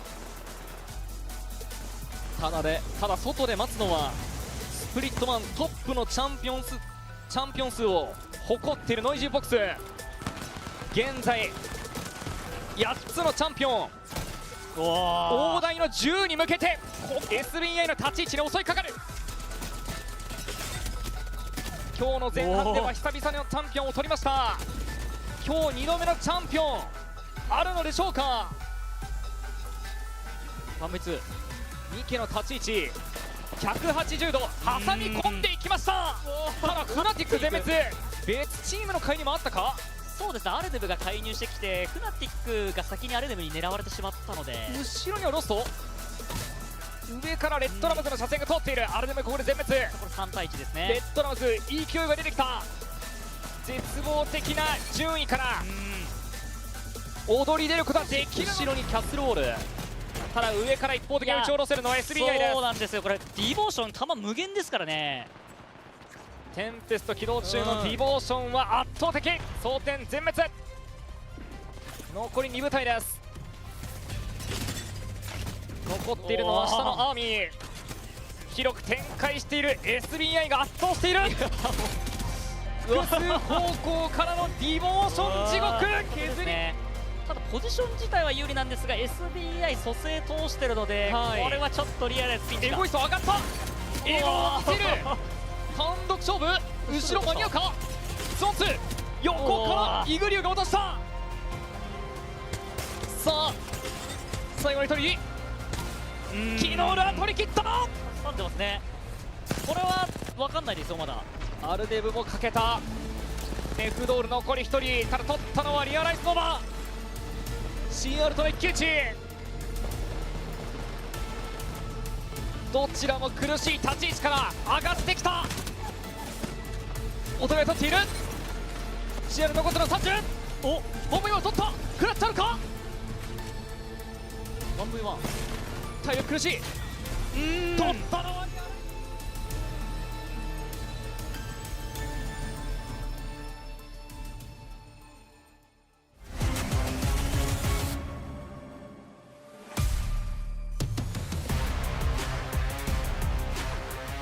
Final game ready to go. One last game for these teams to get the points they need to either compete in the regional finals or even find themselves securing extra points they may have needed to be way more comfortable in that mid-season playoffs. We have to see where everyone stands here as we take a look at the final circle for game number 5. Team Nemesis, another showcase of the performance that they've had today, not only with the KP, but with the dub on top of it all. And it's really good signs for Nemesis, right? Because their Broken Moon looked fantastic the way they were controlling chokes, but their understanding here on Storm Point has looked absolutely stellar overall. A small slip up, I would say, in game number 4, but that fight was going to be difficult to take regardless with that Trident pull up towards North Pad. But here they were able to execute on their game knowledge extremely well. They played that power position off the waterfall. They controlled the battlefield ahead of them. It wasn't the highest of fragging games. It was a, fairly standard 10 KP win for them at the end of the day in game number 5, but they executed. They needed to convert, and they got that, finally getting the KP that was escaping them all series long. And being able to attain that and getting the positioning as well here as Nemesis, they finally take a game. Different winners for each of our last 5 games. But this final game with Ballistic being banned, this is where it matters for the teams that were in the bubble. Totem even were like at what, 21-20 before today, may be on their way out after a lackluster performance thus far. And also with Team Nemesis soaking up a lot of that KP, makes it difficult for the teams that do desperately need those extra points. Things like FaZe, Zipline Mafia, Mind, UAIM, all squads that were on that bubble now having a one last game opportunity to put on the points that they need. Yeah, and it's going to be difficult here, especially if you're those teams, right? Because a lot of our aggressive legends have basically already been banned out. And so you don't have the Ash, the Altar, you don't have the Ballistic anymore, or the Fuse. So a lot of these early team fighting compositions aren't really there anymore. So these teams now are going to have a difficult fight early on. In game number 5, we did see SJP2 pull down, try and take that fight up against BPR. We'll see if they try and do that for Team Nemesis. They're here to almost match the performance that we had out of, I believe, Na'Vi, match day 2. Na'Vi ended up, what, 102 points there? I don't think Team Nemesis can really match that here. They'll need the win along with 20 KP, but they only need about 4 or 5, I think, kills to match them in the kills from that day. So, it's a difference in performance overall. Na'Vi, we know how good that they are at about being able to convert top 5s and get the placement points for themselves. For Team Nemesis, they've just been showing a different game plan. Their aggression has been so good. Now here's BPR actually taking it to SJP2. They're tired of it. They're tired of all the briefing from the beginning. beginning. At this point, what do they have to lose? They literally only have 7 points after the course of the day. So this is the revenge arc that they need against SJP2. And if anything, this is even more detrimental if you're looking at SJP2, right? If they want to secure a better positioning here, if you want to look at the results going into what they may be seeded for the regional final. So BPR, after having enough, find that fight early on against SJP2. That's my Tom Holland, by the way. Horizon was actually one of the early like controller players in EMEA that I saw like years ago, and I was hoping that, you know, he would have a pretty good career. It hasn't worked out quite yet for him, but I'm glad to see him and actually taking the fight to another team here instead of having the fight come to him. For FaZe, fighting an early fight up against Aurora right now. And that's, it's been a very unfortunate day, I would say, for Aurora overall. They just really haven't been able to find their footing. Currently sitting at 19th, now looking to recover. We were talking about team fight compositions that teams can pull out, right, for this final game, and that's kind of it. The Mad Maggie along with the Mirage, that's typically what we see in like game 6, where you just need to go all out and go ballistic. Literally, except there is no ballistic. Yeah. It's also like, what is insane here, right? We said goodbye to the Sparrow before we said bye to the Crypto. That should highlight like the comfort picks that a lot of teams have leaned into, or if you want to think big brain and way far ahead, leaving a lot of squads to save the Crypto up their sleeve for a late match series performance, you know, being able to have 10 Cryptos in this lobby right now, 11 Pathfinders. Man, we are so back. The 3 compositions that we are seeing right now is the Bangalore Crypto Pathfinder, as well as 3 different compositions of the Crypto Watson and Wraith. That also should highlight with a team that is playing more bunkered down, that there being so many Cryptos in this lobby could be detrimental versus the teams that are running the Watson, that do have to fear for that EMP. Yeah, it's so weird seeing Bang Path as a composition, because like the last time I can really think of that being a very viable composition, or a composition that a lot of teams ended up picking up, was like 4 years ago, 5 years. No, way before, actually, when we were still like competing on Kings Canyon. Right? We're talking about like, it was like Bang Path and Lifeline. Was a composition way back when. Hold on though. Reply totem in a fight. Z10 already have a huge advantage as Shex is trying to slow heal throughout all of this. Z10 still looks like not really pulling the trigger on this fight. I mean, both catwalls were expended here. You saw the call on that evac, but that's probably to reposition up on a high ground. Yeah, the rock I was gonna take here too. Sliding around though, while Missy's out of this fight, you decided to swing alone, and now having to disengage, Missy can't even pop the Phoenix kit. Reply totem were also so incredibly low, but being out of position forces Missy to now have to reset, maybe try to get a res in the distance. Oh man, this is a difficult day for Z10, especially after the performance they had yesterday, where, what, 70 points, but second place to 10K? Oh, man. We'll see, though. Z10, they were pretty firmly in the spot and locking down, of course, regional finals for themselves, but they're in 4th place overall. So, you know, there is still room for movement with Team Nemesis doing as well as they are right now, with Mouse doing pretty decently. We have a lot of teams in this lobby that could catch up to Z10. And notably, it's like SJP2. Aurora, I don't think at this point that they can. So yeah, like right now for Zero Tenacity, it's about just trying to maintain their spot at the top and go into regional finals, looking at mid-season finals, and really trying to secure that spot. Yeah, because, you know, aside from the teams that have already secured their positioning within the regional finals, Pro League overall standings will be able to dictate the POI draft positioning for these teams. So that's something else that these teams that are on the upper end of the overall standings are playing for too. Missy somehow still alive, trying to get away. What am I seeing right now? It's not even a drive-by. Yeah. They are chasing them down, and Missy can't go anywhere. Aurora, talk about desperate times called for desperate measures, desperately needed that KP. Still on the overall bottom end of the standings for today's performance. Yeah, we got GTA and Apex Legends before GTA 6. Aurora But they needed that. They need that. They need every last little kill point that they can get at this point. We haven't been able to talk about the ring as much, but this is going to be pulling down over here towards Launchpad, which is why we saw BPR taking the fight over from Devastated Coast into Launchpad really extremely fast. And you can see that all these Watsons are basically at home here. They have plenty of buildings to play off of, ways to keep it really contained for themselves. For Zipline Mafia, though, looks like they were able to get onto the cliff side of this one. But I mean, we don't typically see this very southern pull out when it comes to Launchpad. It is kind of indicating that there, but so often we see it go over towards one of the fingers of Launchpad instead. For Alliance now on the northern rotate, they do find a small fight. It's going to be VC Go ahead of them. I'm generally surprised too, just thinking about like theory crafting for Legend comps, that there is more Watson than Catalyst in a lobby where there is a majority cryptos too. That's just honestly counter picking before the game even starts here, and it really does benefit teams that do want to bunker down with the Catalyst without having to really be afraid of the EMP ringing out for a lot of these squads that have to share some real estate here. Team Nemesis being one of those teams, having that Catalyst and being able to secure this slight high ground positioning close to the gravity cannon. Yeah, I love playing off this gravity cannon. I think it's a very nice flexible position, right, if you need to pull back up toward Launchpad. But for Team Nemesis, I think, you know, taking that early south side, slow side of the zone, especially with the position that they're in, right? First place overall in the day, I think 16-point lead over second place, which is GG. They know what they need to do to secure the plus 25 after game number 6, right? All they need to do is make it to top 5, and they pretty much just win out for the day.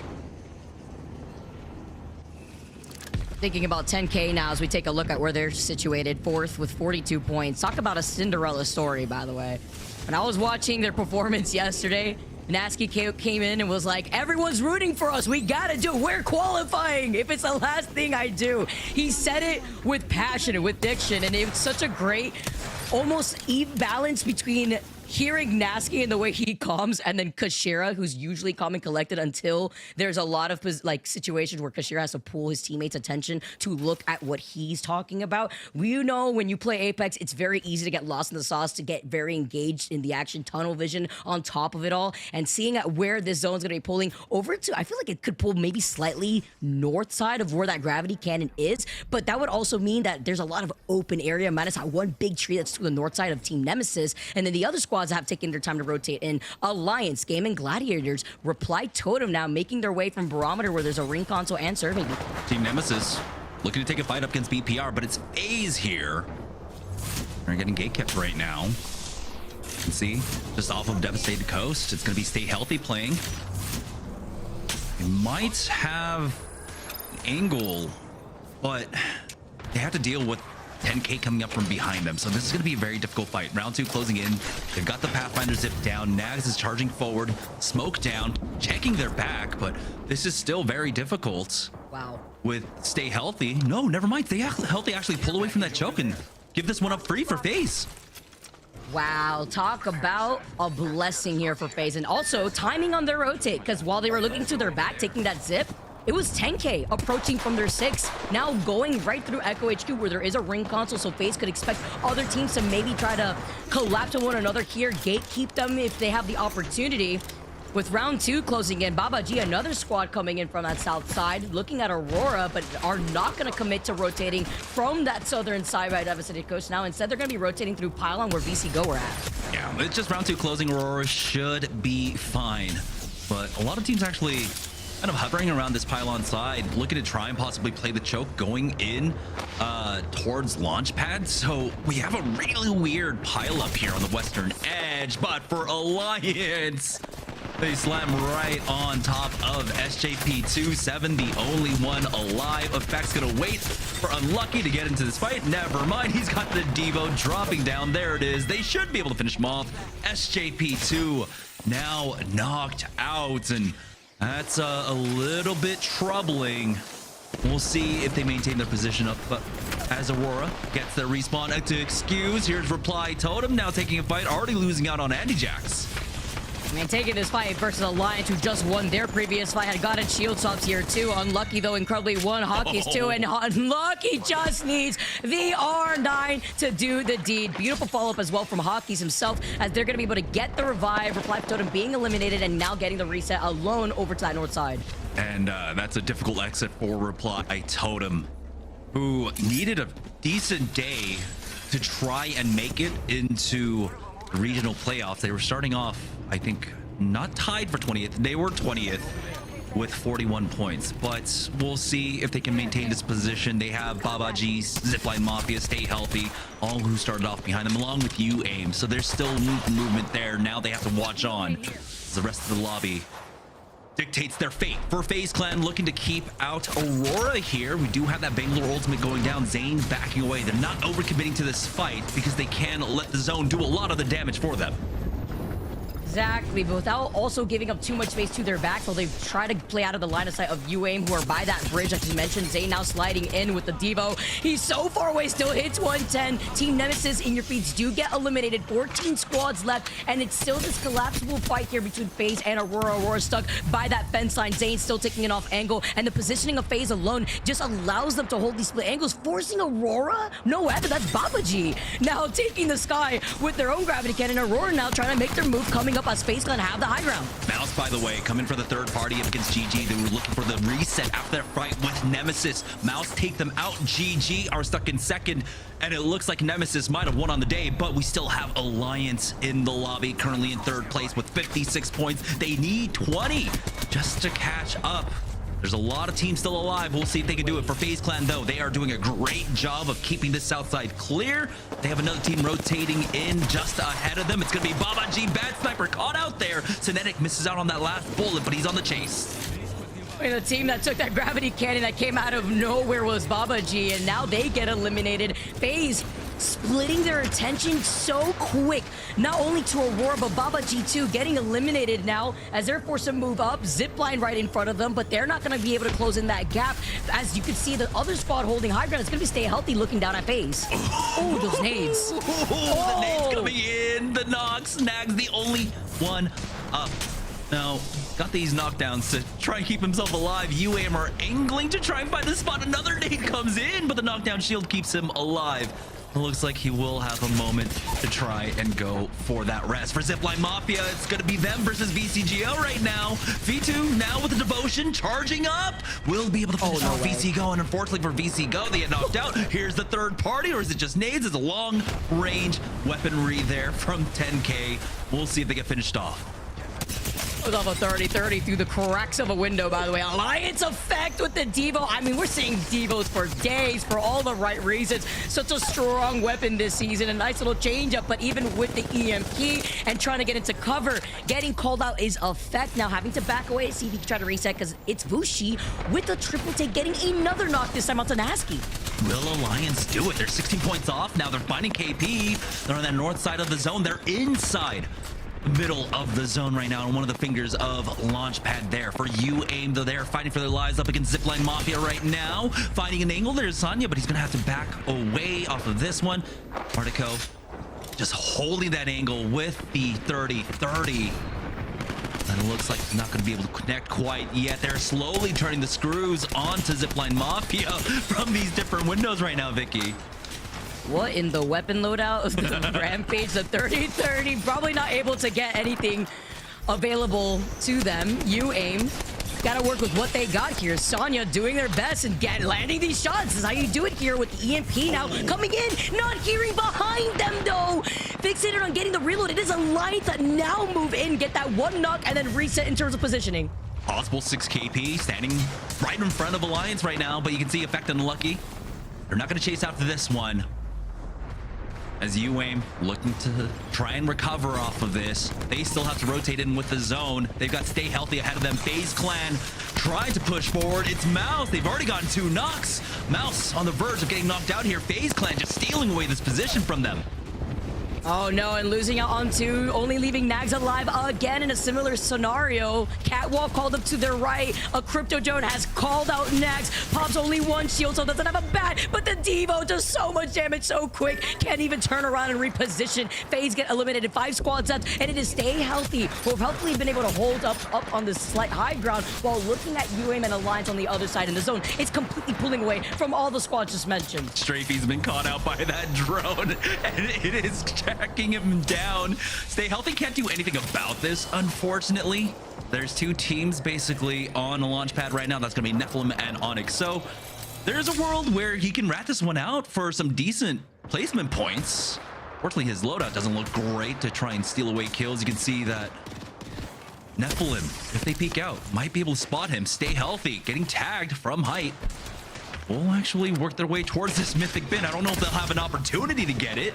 Smoke off. You got Alliance keeping an eye on you, but height doesn't seem to be too aware of it, but AJ's not even going to take that chance. Man, Onyx, who are still holding that north side, who come in from lift, from that POI, wrapping around to get into a better positioning in launchpad. 2 of the players on the squad, still no KP, but they're here for the positioning. They're here uncontested from launchpad, other than Nephilim, who they are seeing from right behind. They have a survey beacon that they were able to scan too. May have needed it if they haven't really been able to get the KP that they needed. By the way, Alliance with the win and 3 more KP can tie for first. 1 extra KP will actually sneak that one away from Nemesis, and Alliance have that power position. You can see they're already set up here. Stay Healthy now rotating in. They might actually find Max Strafey out, who's forced out of that wrap position. Trade into Nephilim. We'll see how much longer he survives. Well, not long at all. Lip will be able to finish him off. Stay Healthy now, looking to clear this side out. They've been picked up on scans, but a little bit confused on where that drone is. And that, I think it's just Huckus flying around right now. Let's see with Stay Healthy being on one side, Alliance on the other. Alliance will be the uncontested squad. Once Stay Healthy gets called out with Nephilim collapsing on each other. Onyx, also another team that's uncontested from that north side of that next zone. Stay Healthy looking to see, after hearing the triple take still becoming a menace. Newcastle all called in from right underneath, where Stay Healthy and Nephilim are just coexisting on top of one another.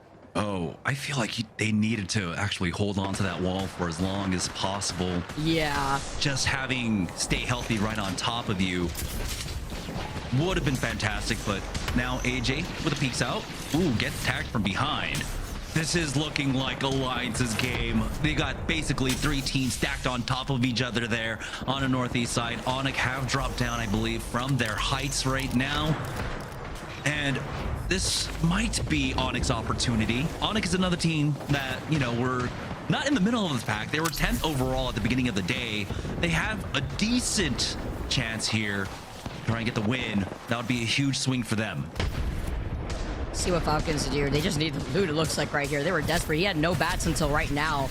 Also crazy to highlight the way that Effect is playing today. He heard us talking about some of these other squads and players. Well, he's at 28 kills. He could easily break the single KP record for the split for EMEA, depending on how this goes out. And looking at Alliance's position alone, they're in a great spot, depending on these teams over to the north side collapse on another.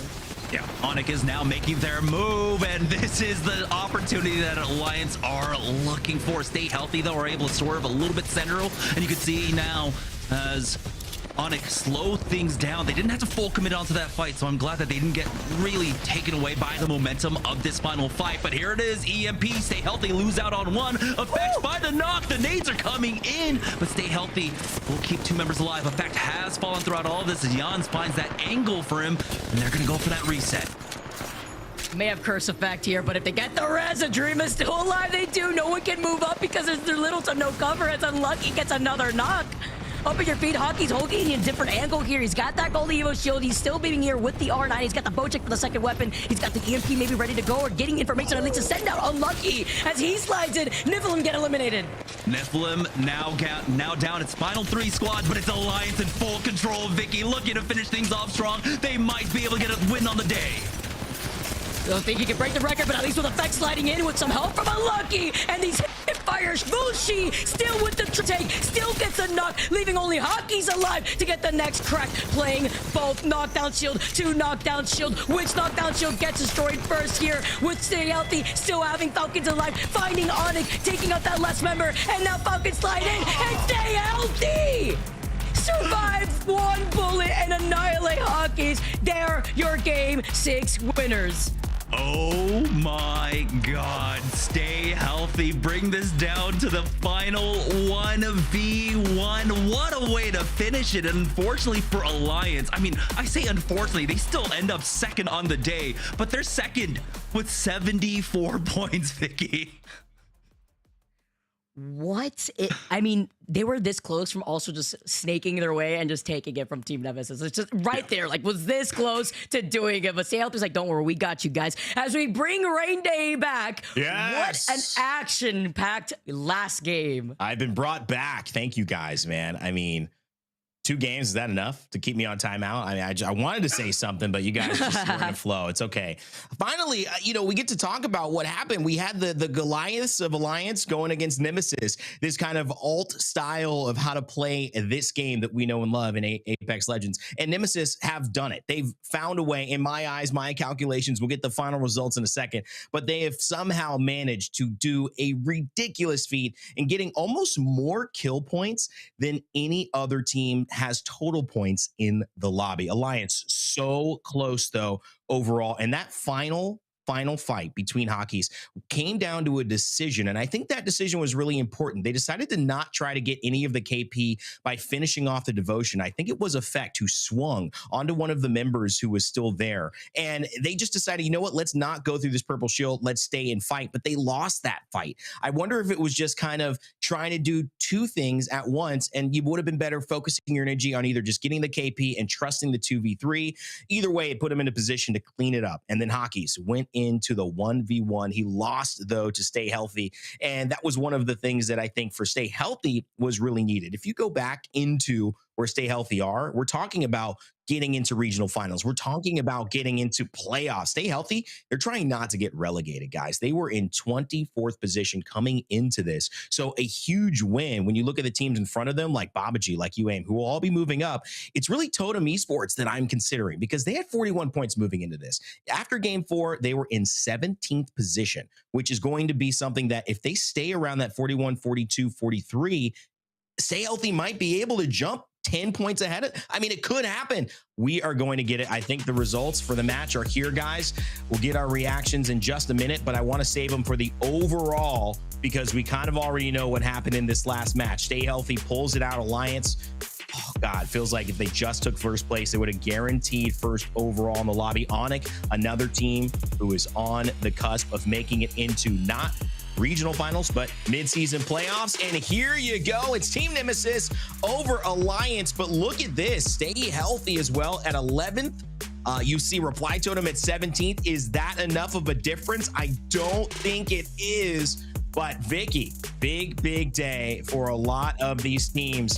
Let's get your thoughts here as we break it into the overall standings for EMEA. Let's see who is in our regional finals. Let's see who makes it so far, and it is, oh my goodness, Zipline Mafia and UAIM, who climb up and find a way to take that 20th spot from Totem Esports and from Atlas, and Stay Healthy, as despite the win, did not do enough. Vicky.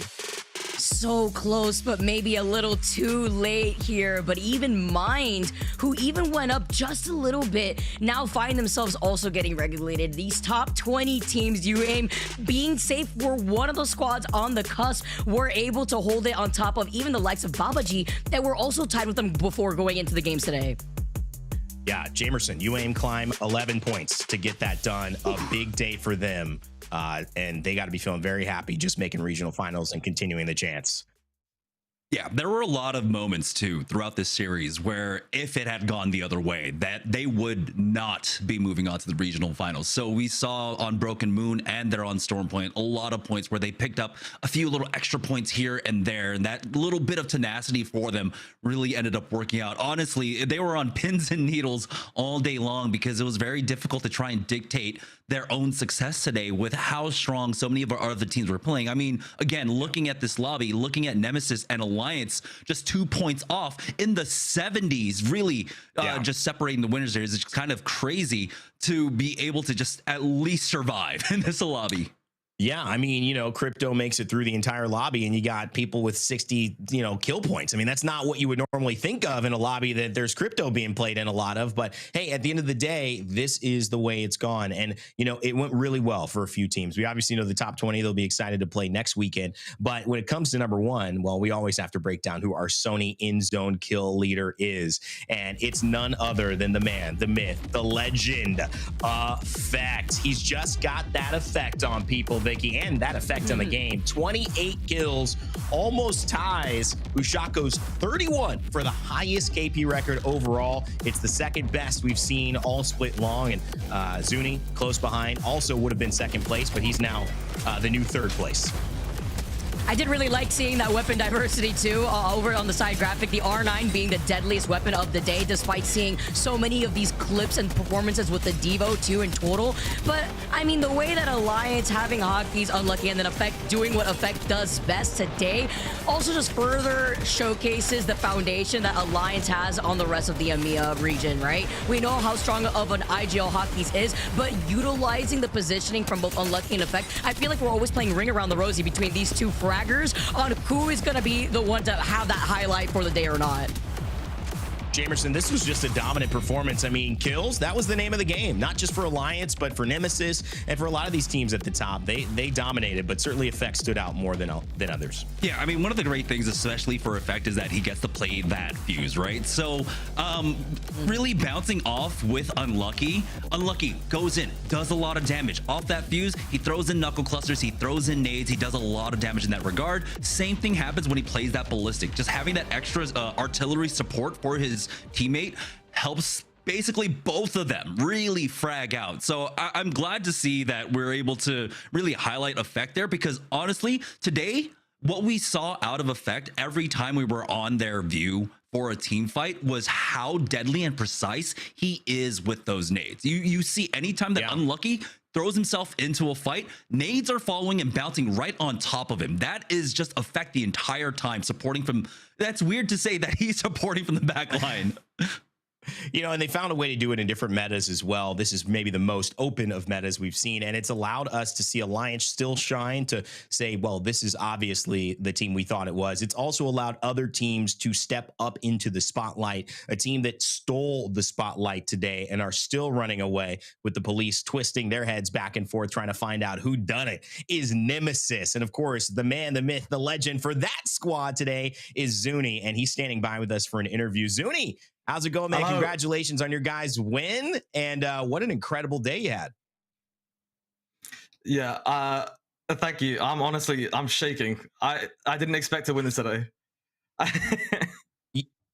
I mean, you honestly, man, had such a performance that it was in the record books of Effect. Hadn't kind of almost felt like broken one of his old records and gotten close with those 28 points to the overall. You would have been the second highest individual kill performance across the entire split for EMEA. So how does that feel? What was working today for you particularly? I know Remix Powers was also throwing some crazy numbers out there as well. Talk to me about what was working so well for you today in this matchup.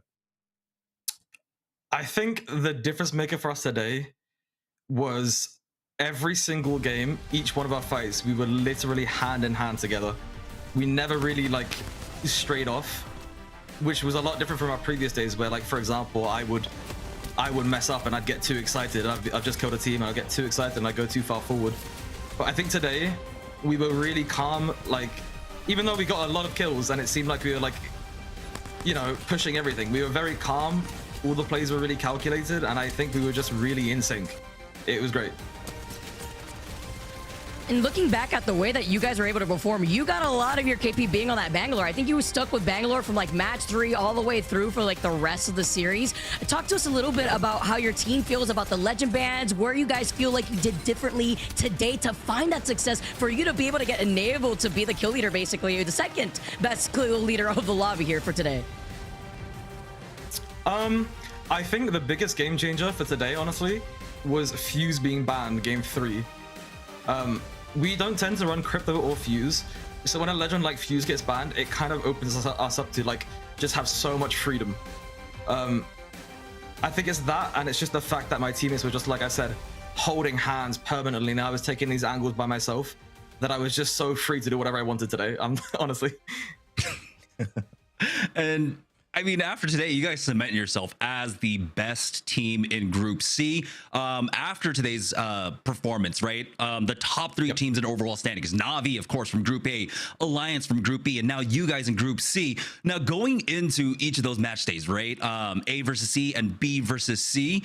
Like, is there a difference in how the lobby plays out when you have Na'Vi in there or when you have Alliance in there? Like, can you kind of expand upon that? So our group yesterday, we had a bit of a rough day purely because most of the teams in that lobby are these more edge-oriented teams, like fighting teams. But the way we see it, this lobby, which is the one we've won twice now, is a lot more calculated. You can kind of tell what the teams are going to do. A lot of these teams are scared to play on the edge because you've got Alliance, obviously. So we kind of just utilize that and just play edge for most of the games. Yeah. Zuni, you know, you guys have put yourself in a really good position now to qualify for mid-season playoffs. Going through your history, I don't see a LAN experience outside of, I mean, were you guys in the open? I mean, what is it? We were in the open, yeah. For you knowing? Yeah. So what is it for you in terms of, I know you guys were 67th or so. It wasn't something that we got a lot on main stage. What is your experience now looking towards possibly qualifying for LAN, you know, second biggest LAN of the year, and how you guys are playing, and talk to me as someone who, you know, is obviously probably pretty excited for some more LAN experience. Oh yeah. So honestly, I coming to this year, I did not expect to make EWC champs any of this. So I'm incredibly excited, like you said. I think the biggest thing for me right now is just, you know, proving myself in a way. Because I think on my previous roster, we struggled a little bit, and I think now that I'm on this team, that really enables me. It's good to just, you know, finally show that I'm a good player. Well, that's awesome to hear, Matthew. Thank you so much again. Congratulations, Zuni, coming in from a big win with Nemesis and looking like they may be joining us at the midseason playoffs if they keep it up in the regional finals next week. Congratulations again, and you guys enjoy the rest of your Sunday. Thank you so much. See you later.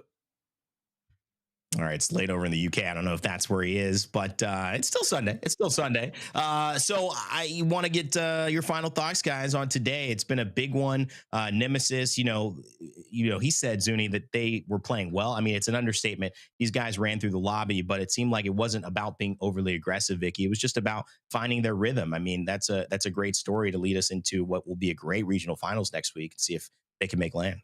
You know, hearing Zuni's thoughts, aside from how excited he is to attend, you know, the 1-2 LANs that he's been able to go to, and now being able to finally add another one under his belt, highlighting how your teammates enable you goes back to the stories that we were talking about with the alliances, you know, being able to understand the strengths and weaknesses of your squad. Once you are able to enable a player that has this fragging potential that allows them to kind of go out of position because they know that their teammates have their back, that's when the trust and the synergy starts being built up with these individual squads. It takes time. That's why we see all these crazy roster swaps. Everyone's like, all right, you know, time for some couples therapy, but being able to actually see it play out in front of you, it feels really enjoyable to watch because you're literally seeing a whole team arc build up in front of you with the storyline. That's right. Jamerson, talk to me about it. You know, great day to start it off. EMEA in there. I don't know if we heard a little baby boy in the background, but speaking of couples and couples therapy, no, I'm kidding. Just having a kid. Hey, listen, it's a lot of work, guys. Jamerson, how's it feel going off of today and the, you know, the results that we saw in Nemesis and obviously Alliance still showing they're probably the top dog here in EMEA? Honestly, what that last question with Zuni kind of felt right even for me as a caster, because going back to Stormpoint there, it did feel very much calculated. A lot of the things that we were talking about throughout the series, you know, kind of worked out to fruition. So it was kind of, I don't know, it felt like a nice vindication moment even for me as a caster to be like, yeah, this does feel right.